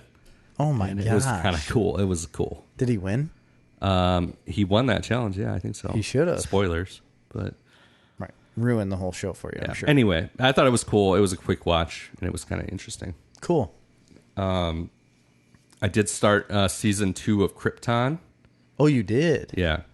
Okay. And I'm enjoying it very much. I like it a lot. It's like directly after season 1, so you have to see season 1 to see season 2. Oh, all right. But they bring in a new kind of main villain character, I guess. Bad. And that's Lobo.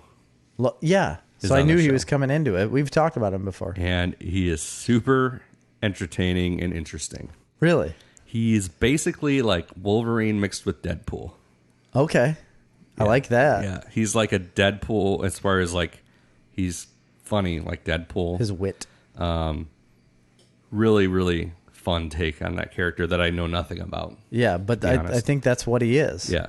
And it's good so far. I'm only like 2 episodes. He's like a DC Wolverine, right? Pretty much, but Wolverine's very serious. He's very Deadpool-esque. Okay. He's actually more like Deadpool because Deadpool also regenerated abilities. Yeah.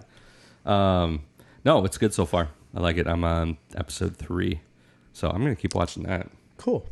The other thing I watched was, or I'm trying to finish, but I've kind of caught most of it, is Detective Pikachu.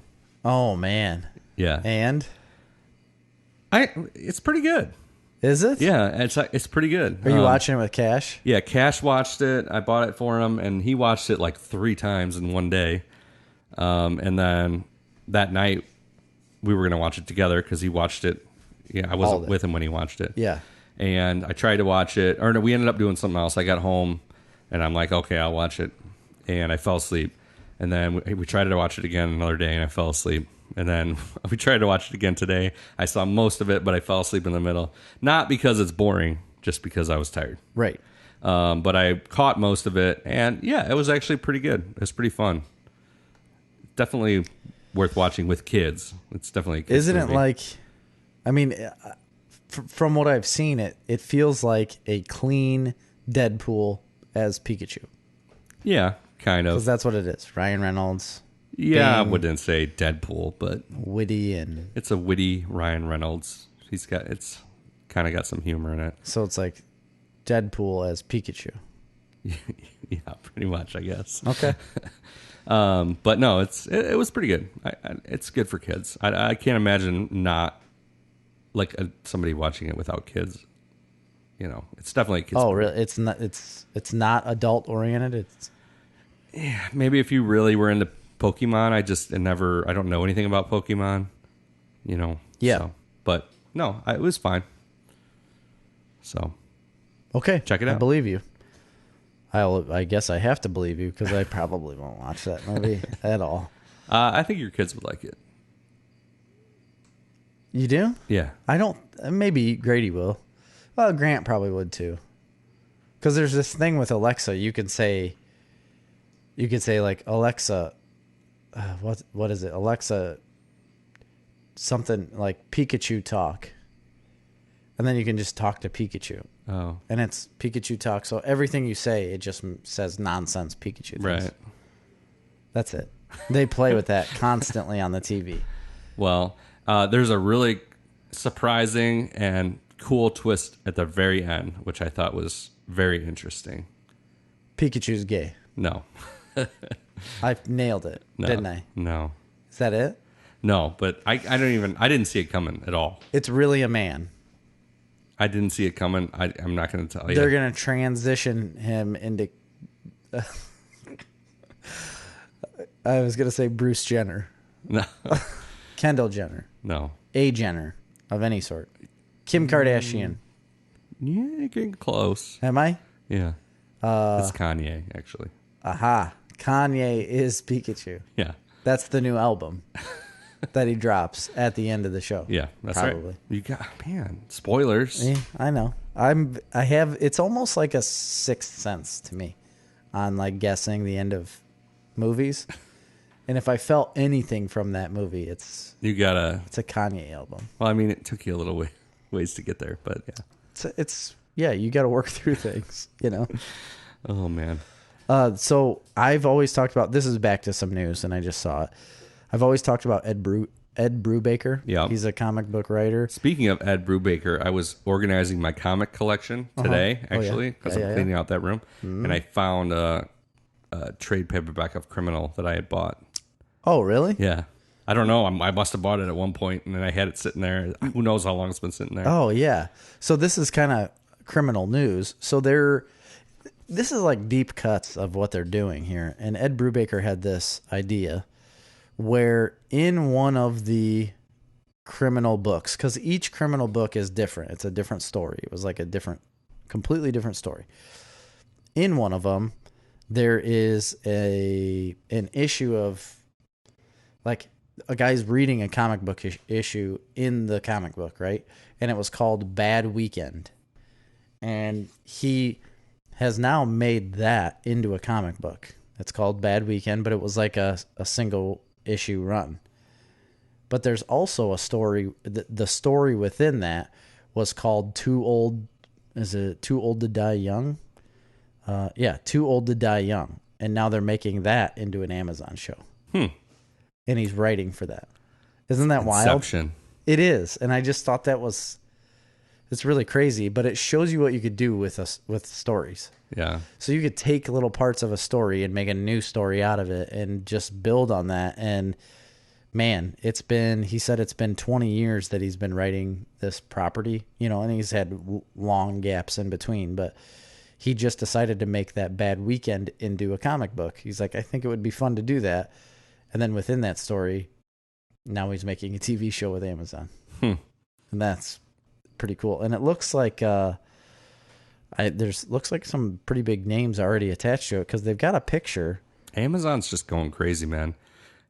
What blew me away, and because we watched The Boys on Amazon like right when it came out, so I hadn't heard much about it. But like have you been like monitoring the reaction to that? No. Like it's huge. Everybody's watching it apparently. Oh, I didn't know that. Yeah. I watched it's been all like of it. Super successful. And the same guy that told me about the anxiety, depression, and horror movie stuff sent me a text and said, have you been watching The Boys on Amazon yet? And I said, funny thing you should say, because the Snarf Talk episode that comes out today will discuss that. Yeah. And then he sent a GIF about like having a finger on the pulse. Like you guys are on it. That's us. Yep. For sure.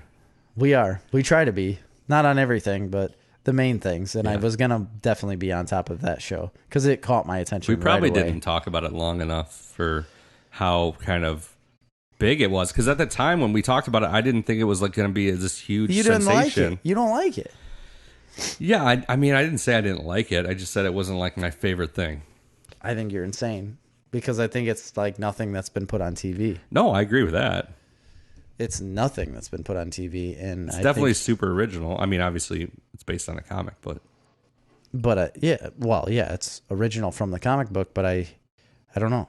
I think you're absolutely ridiculous for your opinion of it. Well, that's fair. I never said I thought it was great. I really, really enjoyed it. I just thought like there were parts of it that were kind of slow, and I thought it's not for everybody. That's all I said. Sorry, I was looking something up. Apparently, there's already an official trailer out for this Too Old to Die Young thing. Miniseries. Anyway, The Boys, I think, is an incredible TV show because, again, it's nothing like they've ever done. And I think what it plays off of is everybody's been had superheroes shoved down their throat, right? And it's such a fresh, original take for the mass audience of superheroes. Yeah. It's not this like squeaky clean image of, Superman doing all good. Yeah. When in reality, if Superman was like an actual person on Earth and you have He'd basically be like a god. No limits. Yeah. And yet the one thing is like I don't understand why you would let yourself be a part of controlled by this corporation. Of a corporation. That makes no sense, yeah. That part's like I've been thinking about that lately too. When I was thinking more about that show later, I'm like, why are they even like a part of that? Because you don't even need them. You don't really even need them to boost your image. Well, you can do that pretty easily on your own. I think part of it is it started with Homelander because he has that weird relationship with that lady. But so he's kind of controlled by her, and all the other superheroes are clearly controlled by him. Yeah, easily. But I do think it is a money thing. Yeah. Because it's not like... How do they monetize it on it? Yeah. Yeah, they're monetizing on their superhero-ness because of the movies and TV shows and stuff that they're a part of, when he can't just go around taking money. He's Homelander, he's like the face of America. He's got to be perfect. So he can't just take money. He's got to get it somehow, It's weird, too. I was reading a little bit because I was reading into how big of a sensation this show has been. And, well, before I say that, I do really enjoy and I like the fact that they're making comic book related properties that are clearly only aimed at adults. Yes. And they're for adult audiences and they make you think. And so that's great. More of that is phenomenal. It doesn't all have to be Marvel that's family friendly and, easily digestible. Yeah. But I was reading too about that. When I watched that show, I didn't get like overly political vibes from it. Like, obviously. Yeah, I never did, really. But apparently a lot of people are, and they're talking about it's generating a lot of buzz on its political stances and things like that. And the author, who's Garth Ennis, has come out and said like it's based on basically, the kind of conservative movement in the United States. And I didn't really catch any of that in the show at the time when I was watching it. I guess maybe I was just sucked in enough into that story that I wasn't really. I'd have to rewatch it, I guess, and to understand the conservative movement to that. Remember, because he was like, there was like a whole religious aspect going on where he was like at these, that was like a big part of the story. So I don't know. It had a lot to do with that. Maybe. I think people are reading more into it than it needs to be read into. I think they want to read more into it than what it is. Why does everything have to be so political? Just like enjoy a thing for being a thing. It's not. I didn't catch that. I did not get anything political out of that show other than the fact that... Well, I do understand after reading what these people are saying. I'm like, oh, yeah, well, that makes sense. What you're saying makes sense. But the only thing political that I got out of it is that the government doesn't want superheroes in the military, Right. like as military weapons, and that company is trying to sell them as military weapons. Well, there was as to why the they need them. aspect of like the But other than that, evil corporation, like yes, garnering political favors and stuff. But that's a trope that's been around forever. So I didn't think that it was like necessarily. I understand there's politics involved. The show's about that in some regards, but I didn't think it was over the top in any one way or another. Apparently, it was rubbing a lot of people the wrong way. But doesn't everything get over it? Doesn't everything in today's day and age, like we said, like everything rubs someone the wrong way? Yeah. And everyone's going to read into things further than they need to be read into. Right. But I don't. No. Maybe I'm just blissfully ignorant. Yeah. That is basically it. I was gonna say an overlooker. Like I just overlook that stuff. Oh, that'd be a great comic book idea. The overlooker. Yeah. He could fight the Slowster. So the overlooker would just like, he just misses everything like important. all important clues and whatnot like are right in front of him. He just overlooks every single thing. Never figures out a case. There's like these bank robbers that pull up to like a bank and they're inside robbing it, and he like swoops down and like gives them a parking ticket for like being parked in front of a fire hydrant. And then it's just like the overlooker. That's really good. Yeah. I think that's a really good idea. It'd be a funny comic. Copyright Snarf Comics 2019. We'll get to that one. Yeah, put it in our bank. Because we've also got the Prowler. We've got the last of the Snyderons. Yeah, like the whole First Family thing. Yeah. What else? Oh, we could go forever. We should write this stuff down.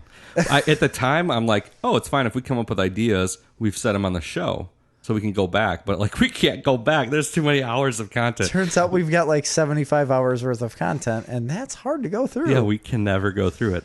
No, we've probably got more than that now that I think about it. If you've got 2 hours, let's say 2 hours and 15 minutes as an average. Yeah. I mean, 2 hours and 10 minutes as an average for now 37 episodes. Yowza. That is about 70 to 75 hours. Something like that.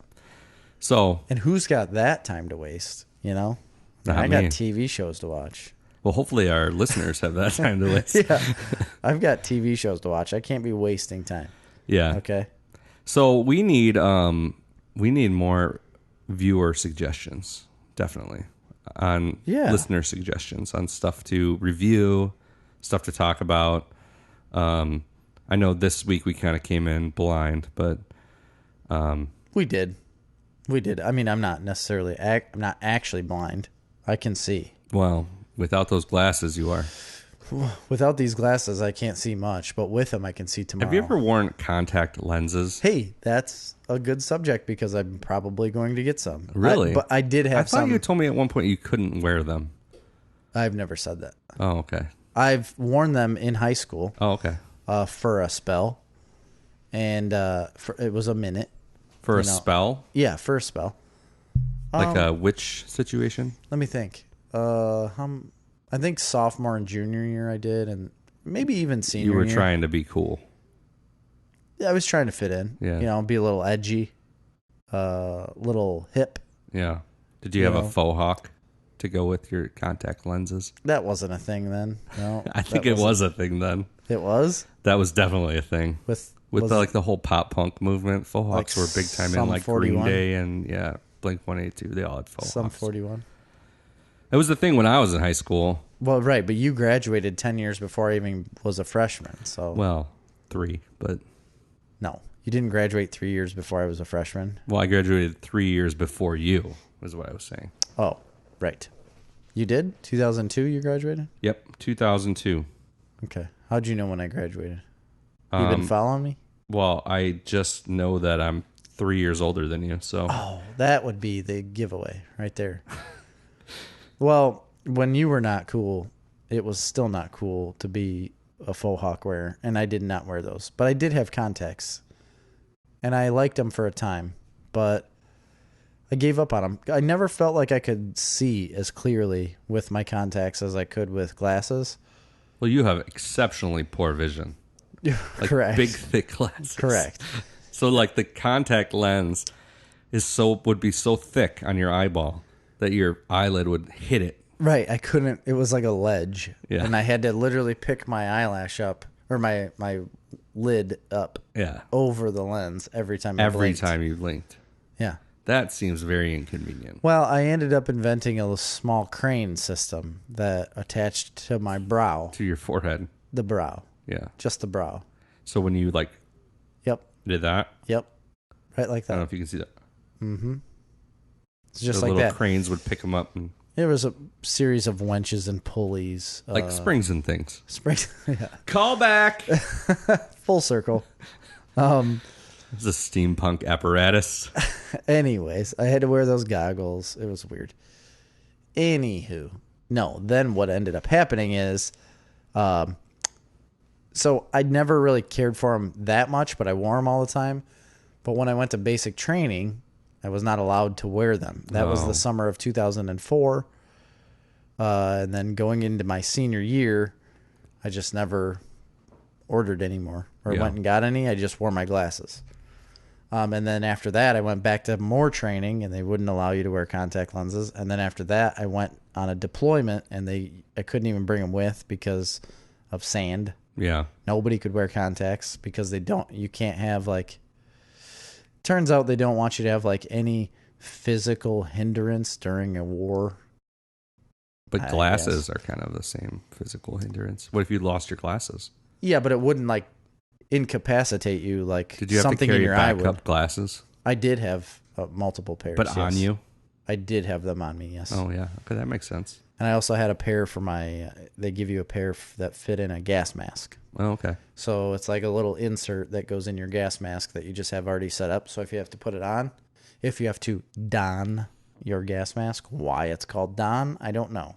Who's he and why does he get to go on my face? Well, that's not a military term. No, I know. Donning something. I know. I didn't say it was a military term. Why is it called that? Donning anything. You always hear it in reference to capes. Like he donned a cape. Yeah, or your gas mask. Or a gas mask. I just don't get it. Why can't they just say, put that shit on? Yeah. It's that easy. They should have capes in the military. I feel like it would be imposing. To see the enemy coming at you with flowing capes. Yeah, apparently you don't know anything about the military because they issue you a cape. Oh. Just standard issue. Standard issue cape. Right. It's just in case. Floor length. Yeah, it tucks in to a pouch. Yeah. It's got a ripcord. Right. If you need it, your cape just flows. Yeah.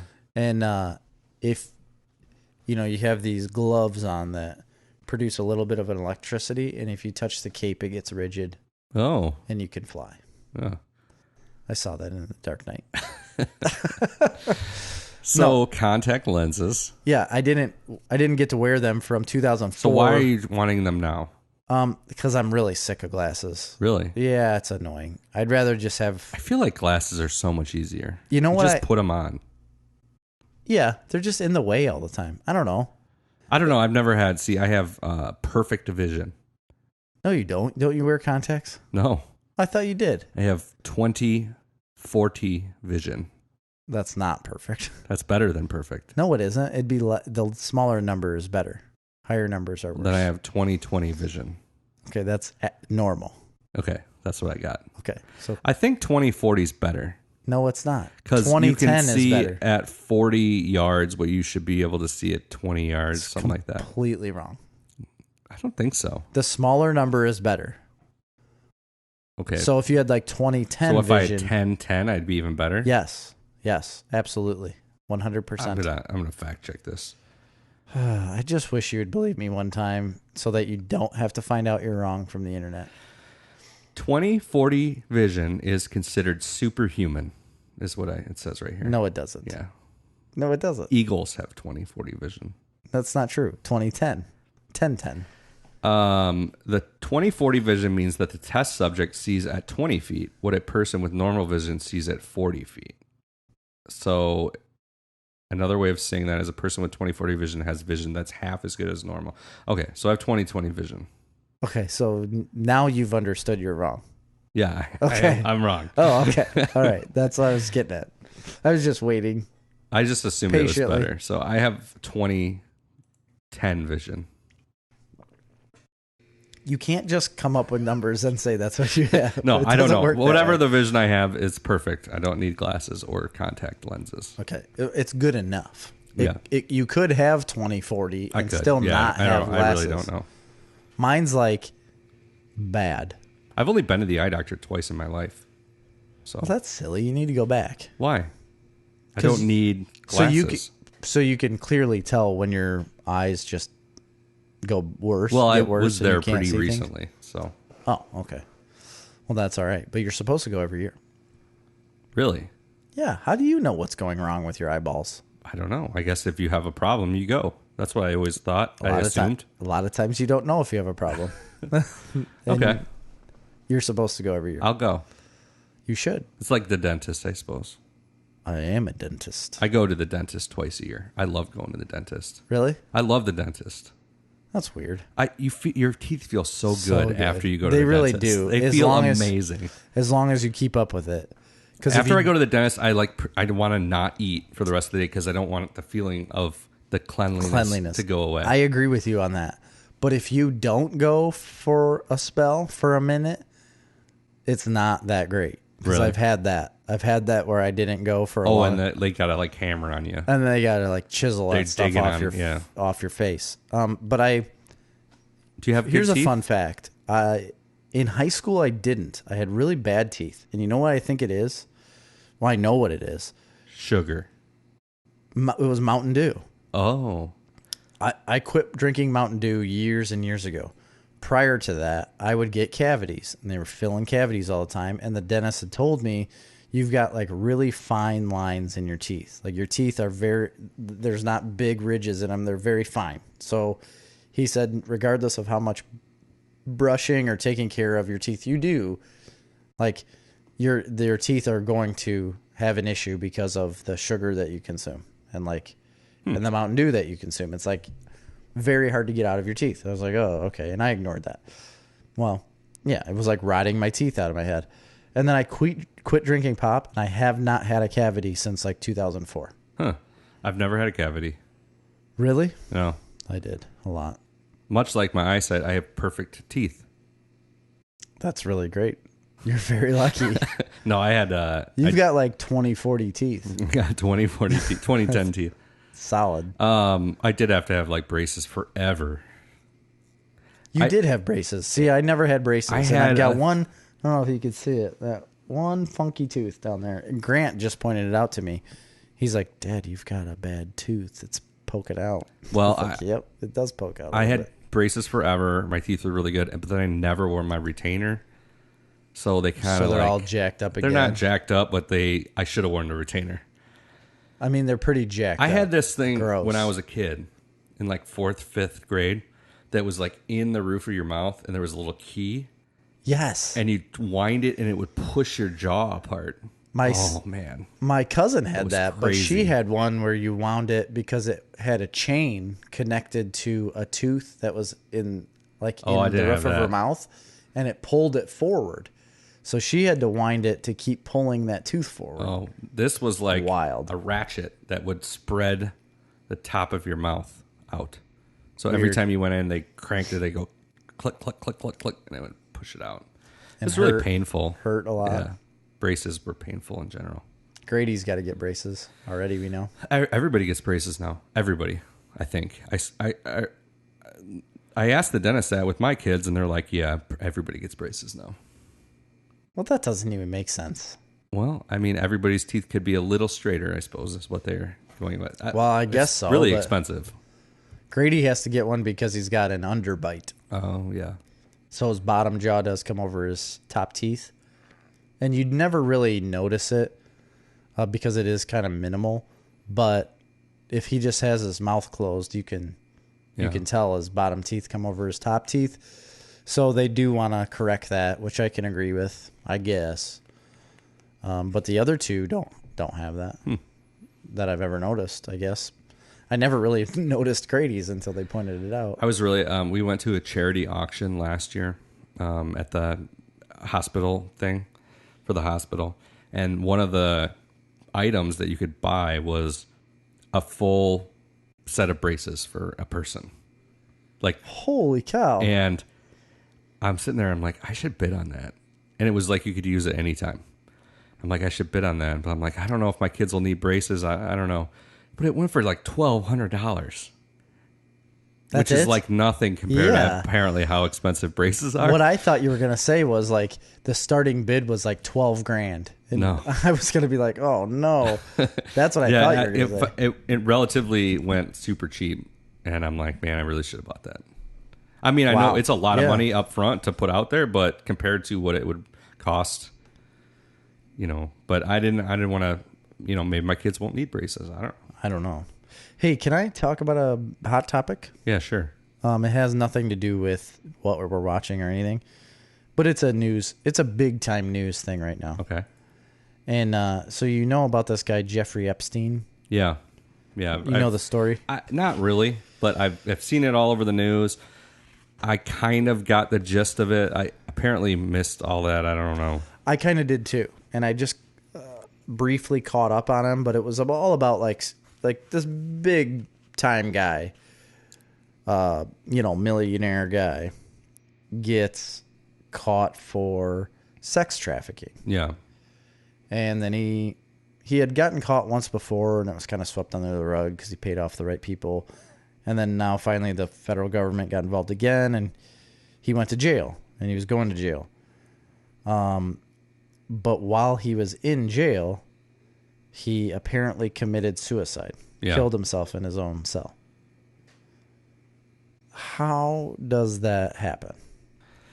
I don't know, but the conspiracy theories are going crazy on it. Okay, that's what I wanted to get into. This guy apparently had like connections with like the Clintons and even like connections with Trump and like connections with a bunch of people. Lots of famous people.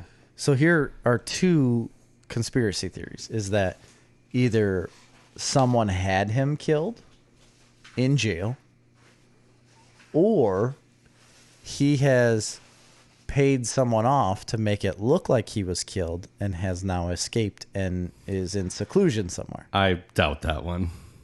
I don't doubt anything. How would that work? They let him out of jail? How would it not work when you get up into that much money and you can pay off basically anyone? Because there's always been that conspiracy about Hillary Clinton having people killed. Yeah, well, that's the article I read today. Actually, they like resurfaced this like of all of the suspicious deaths around the Clintons. So you think it's just commonplace that and it can happen for someone to have someone killed, but it's not. Yeah. But it's not possible to fake your own death and get out of prison. I think that's way harder. I don't think so. Because A, you got to get out of prison. B, you got to fake your own death. C, you need to stay hidden. So there's a lot more to that, and it requires more people. It does, but the more people you have involved, the more likely things are to go sideways. At some point, but how do you ever find him again? I don't know. I find that very unlikely. I don't know. I think he's alive, just like Elvis. And Tupac. Occam's razor. Tupac. Do you know about Occam's razor? I don't. It's a theory, or I don't know if it'd be a theory or a philosophy or whatever. The simplest explanation is usually the truth. That's what Occam's razor means. So if you take something and put it on top of a razor, everything falls off except for what's standing on top of the razor blade. Uh-huh. So the idea behind it is all the filler garbage falls away, and the simplest explanation is usually true, and that applies in most situations pretty well. So my guess is the simplest explanation here is probably that he just killed himself. But here's the thing: is that in a security in this prison, like really high profile prison, top security prison, how is it that a man can just that easily kill himself in his own cell when he was supposedly being guarded? Yeah. All the time. So was his guard asleep? Well, maybe that's not the simplest answer then. Maybe the simplest answer is that foul play. Yeah, foul play was amidst. They did do an autopsy apparently, and but I thought he disappeared. on someone's body. No, there's no way. On someone's body, they did an autopsy, and it says the cause of death awaits further information. Interesting. I don't know, but that article was crazy conspiracy theory article about all the people that have died surrounding the Clintons.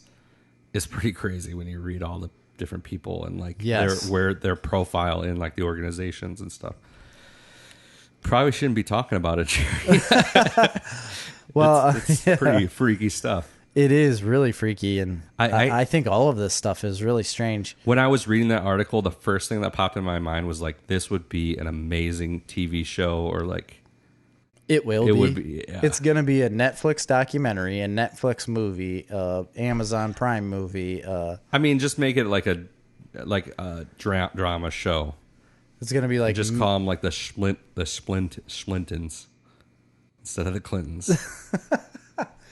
Oh, you're talking about that. I was just talking about the Epstein guy. The Flintons. I just think it'd be like making an Epstein. Oh, no. I'm sure that is going to happen. But no, I just meant like it's that whole situation. It just seems rife for drama for a television show. Yeah, all of it does. But how are you going to make it when any of those people are still alive? Yeah. I don't know. And then stay alive to see the show through, you know? I don't know. All of it's really crazy, though. What's crazy to me is that somehow I managed to totally miss. I had no idea who this guy was. I've never heard of any of it until this. I know. Yes. And I hadn't either. And at first, Amy's the one who was telling me about it on the car ride home Saturday. And she had brought it up about him being dead and like all the conspiracies going on. And I didn't even know what she was talking about. And when she said Epstein, I was like, is he involved? Like, is he related to Theo Epstein? That's like what I thought. That's exactly what I the thought. The Cubs guy? That's exactly what I thought. Doesn't he own the Cubs? And apparently, not really. No, that's not Epstein. That doesn't. He's like the manager, not the manager. He's like the. I thought he was like. He's not the owner. He's like the director of operations. Ricketts are So he's the GM. Is he the GM? Yeah, sure. Yeah. General manager. I don't know. General maintenance. Something like that. Works on the toilets. Yeah. Or the troughs. The troughs that are there in Wrigley. I don't know if the troughs are still there or not. I think they updated a lot of that. They better have. That place. It's horrible. Don't even get me started. No, I love Wrigley Field. I love it. But the trough situation. Don't get me started on ridiculous. Wrigley Field because I don't love it. And this is another hot button issue. And it pisses me off that people are like, Wrigley is so great. Have you been to any other stadium? Have you been to Busch Stadium? Yeah, it's place pretty is nice. Freaking amazing. I think, well, whatever it's called now, the White Sox Stadium, and I love the White Sox, but guaranteed rate field. That field is 1,000 times better than Wrigley Field. Yeah, but Wrigleyville, like the fact that it's in the city, and have you been there lately? They've like rebuilt the whole Wrigleyville area. It's pretty awesome. And that part is fine. That's not the stadium. The stadium's cool. It's cool. I don't know what you're talking about. It's junk. It's not. It's not. It is junk. How long has it been since you've been there? Couple years, at least. It's been updated a lot. It's really nice, and it's historic. I know they've updated the outfields, but the stands are still junk. People were getting things falling on them all the time. They've got that stupid ivy that I don't think should be legal because people run into a freaking brick wall behind it. That's unsafe. It's ugly, and they have troughs. Ugly. It's they have cool troughs. They literally you walk in, and it's just men paraded in lines like cattle. Yeah. And you just pee all over everything. Yeah. And you can like see across it. It's not weird. It's terrible.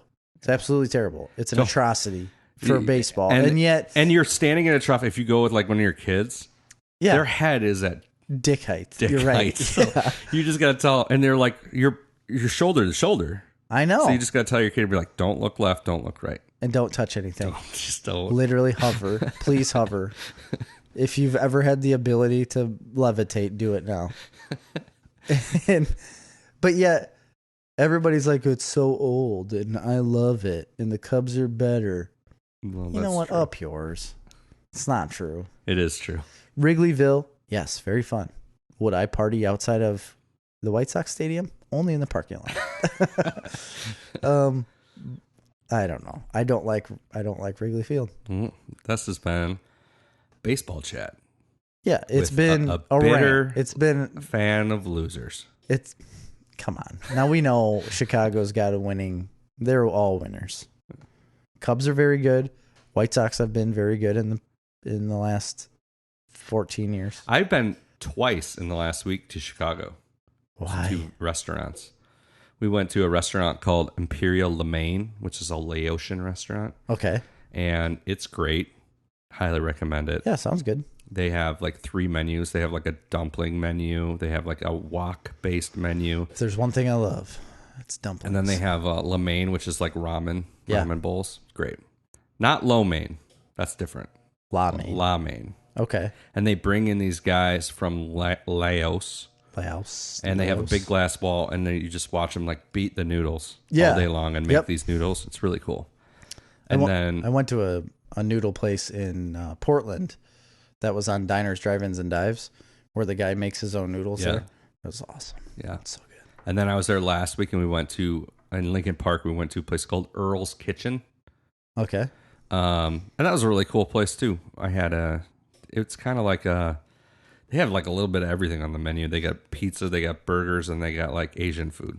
It's kind of a weird mix. No kidding. But it's like a chain. Like they're they're in like other cities. Oh, okay. It was a really cool place. It takes up like this whole block, and they had the big garage doors, and it was like super. It was a super nice place. Wow. And it was like really reasonably priced. It was a good place to go. Did you go to one for your anniversary? Yeah, it was when we went to Imperial Lemaine. Oh, okay. But when we went to Earl's Kitchen, like my whole family went up there because Nice. I had a bunch of family in town from out of town, so it was cool. Yeah. So they all went to Millennium Park and Maggie Daly Park. I haven't been to any good restaurants in a while now that I think of it. I'm trying to think of the last good restaurant I was at. I know it was sometime. We had went in February.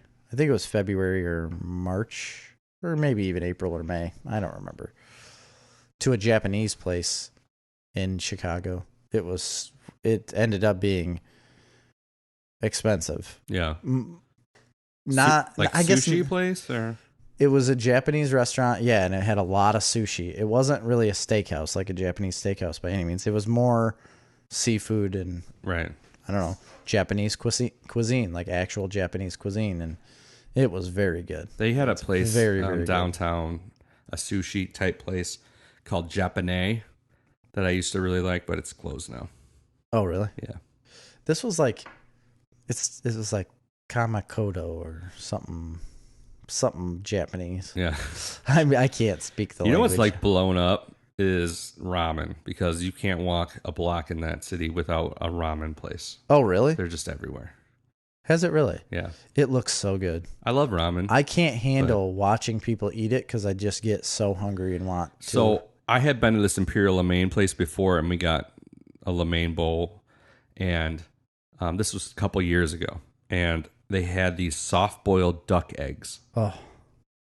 That I will maintain to this day was that duck egg was the best thing I've ever eaten in my life. Really? The one egg? They're like cut in half, and they're soft-boiled, and like the texture of it, I don't even know how it was. I don't know how to explain it. It was the yolk of the duck egg was like perfectly runny but gelatinous, and like it was perfect.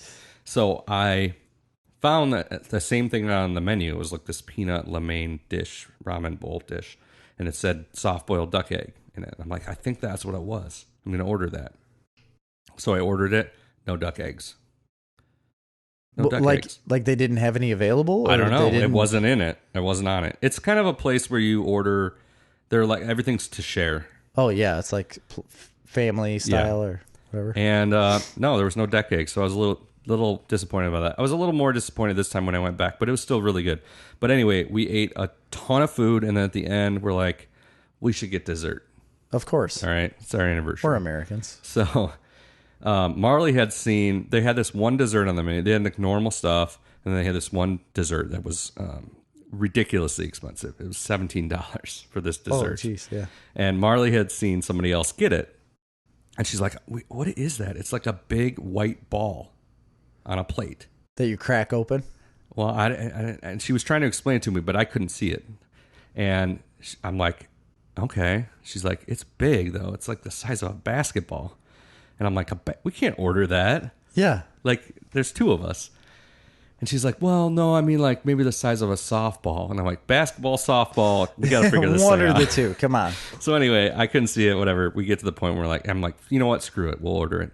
So we ordered this thing, and it comes out, and it's a freaking big-ass plate with this big white ball on it that's the size of a basketball. Yeah. And I'm like, what the fuck have we gotten ourselves into here? Right. And so they set this down on your table, and this guy comes out with this hot chocolate syrup.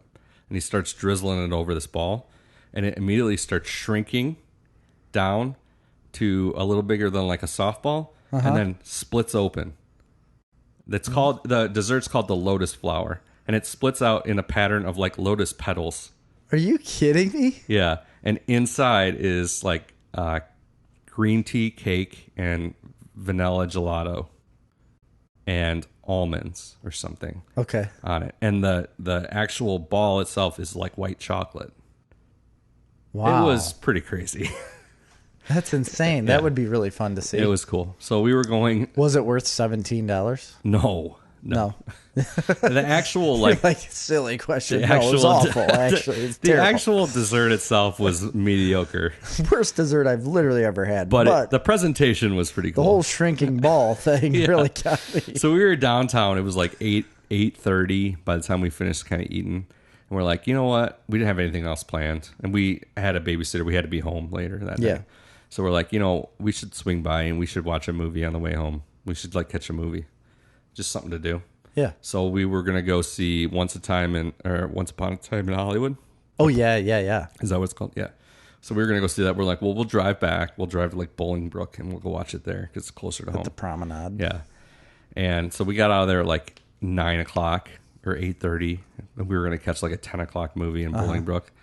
And we were like so uncomfortably full because we ordered like 3 entrees and a bunch of appetizers because we didn't know how much to order. And the guy was not giving us adequate instructions. Oh, really? Because he kept saying, he's like, well, order a little this, order a little less. They're family style, but they're small. They're really small. So order. Yeah. And we're like, okay. So I'm like ordering, and I'm like, is this too much? Is this? And he's like, no, it's pretty good. And so we order this bring out masses. la mein, this wok fried seafood la mein dish, and then Marley ordered something else, and then I'm like, and we want to get that peanut la mein because that's what I thought had the duck eggs in it. He's like, 2 la mains? I'm like, yeah. He's like, I don't know, it's a lot of noodles. Is that what he said? That's what he said. And I'm like, just bring the freaking, just bring it. Don't tell me. I wanted your opinion to begin with, but not anymore, idiot. That was good, but whatever. And we had they had a drink called East Meets West that I had, which is basically like an old fashioned, but made with like some kind of Japanese. I thought it'd be like the St. Louis Arch, making like Japanese whiskey. because the St. Louis Arch is like that, like East Meets West. Traveling We to the get west. it. St. Louis is awesome. It was fun, a good time. You're basically like the PR man for St. Louis at this point. Am I really? Yeah. I just thought it connected well to the arch, because that's what the arch represents. So I can recommend Imperial Lemaine. I thought it was a cool, interesting place to go. It's in River North in Chicago. River North. That is where a lot of things are. Yeah. So that's all. That's all I got. That's basically all I got. Slow week, guys. Not a lot of prep. Hopefully you still enjoyed it nonetheless. I think you can enjoy anything we talk about because we're enjoyable people. And now that you can watch us, yeah. I mean, how is that not I'm going fun? to throw up our Instagram at Snarf Comics, Facebook at Snarf Comics, right there. Mm-hmm. YouTube still says at Snarf Comics, but it's youtube.com/Snarf Comics. I need to change that. Okay. For the second What is it weekend. again? YouTube.com. /Snarf Comics. Okay. If you don't want to watch the video podcast, don't, but go subscribe and like our YouTube page anyway. That'd be very helpful. Thank you very and much. Twitter at Snarf Comics. So as always, follow us on Facebook. Please. And for Snarf Talk this week, I'm Jerry. and I'm Chris. See ya. See ya.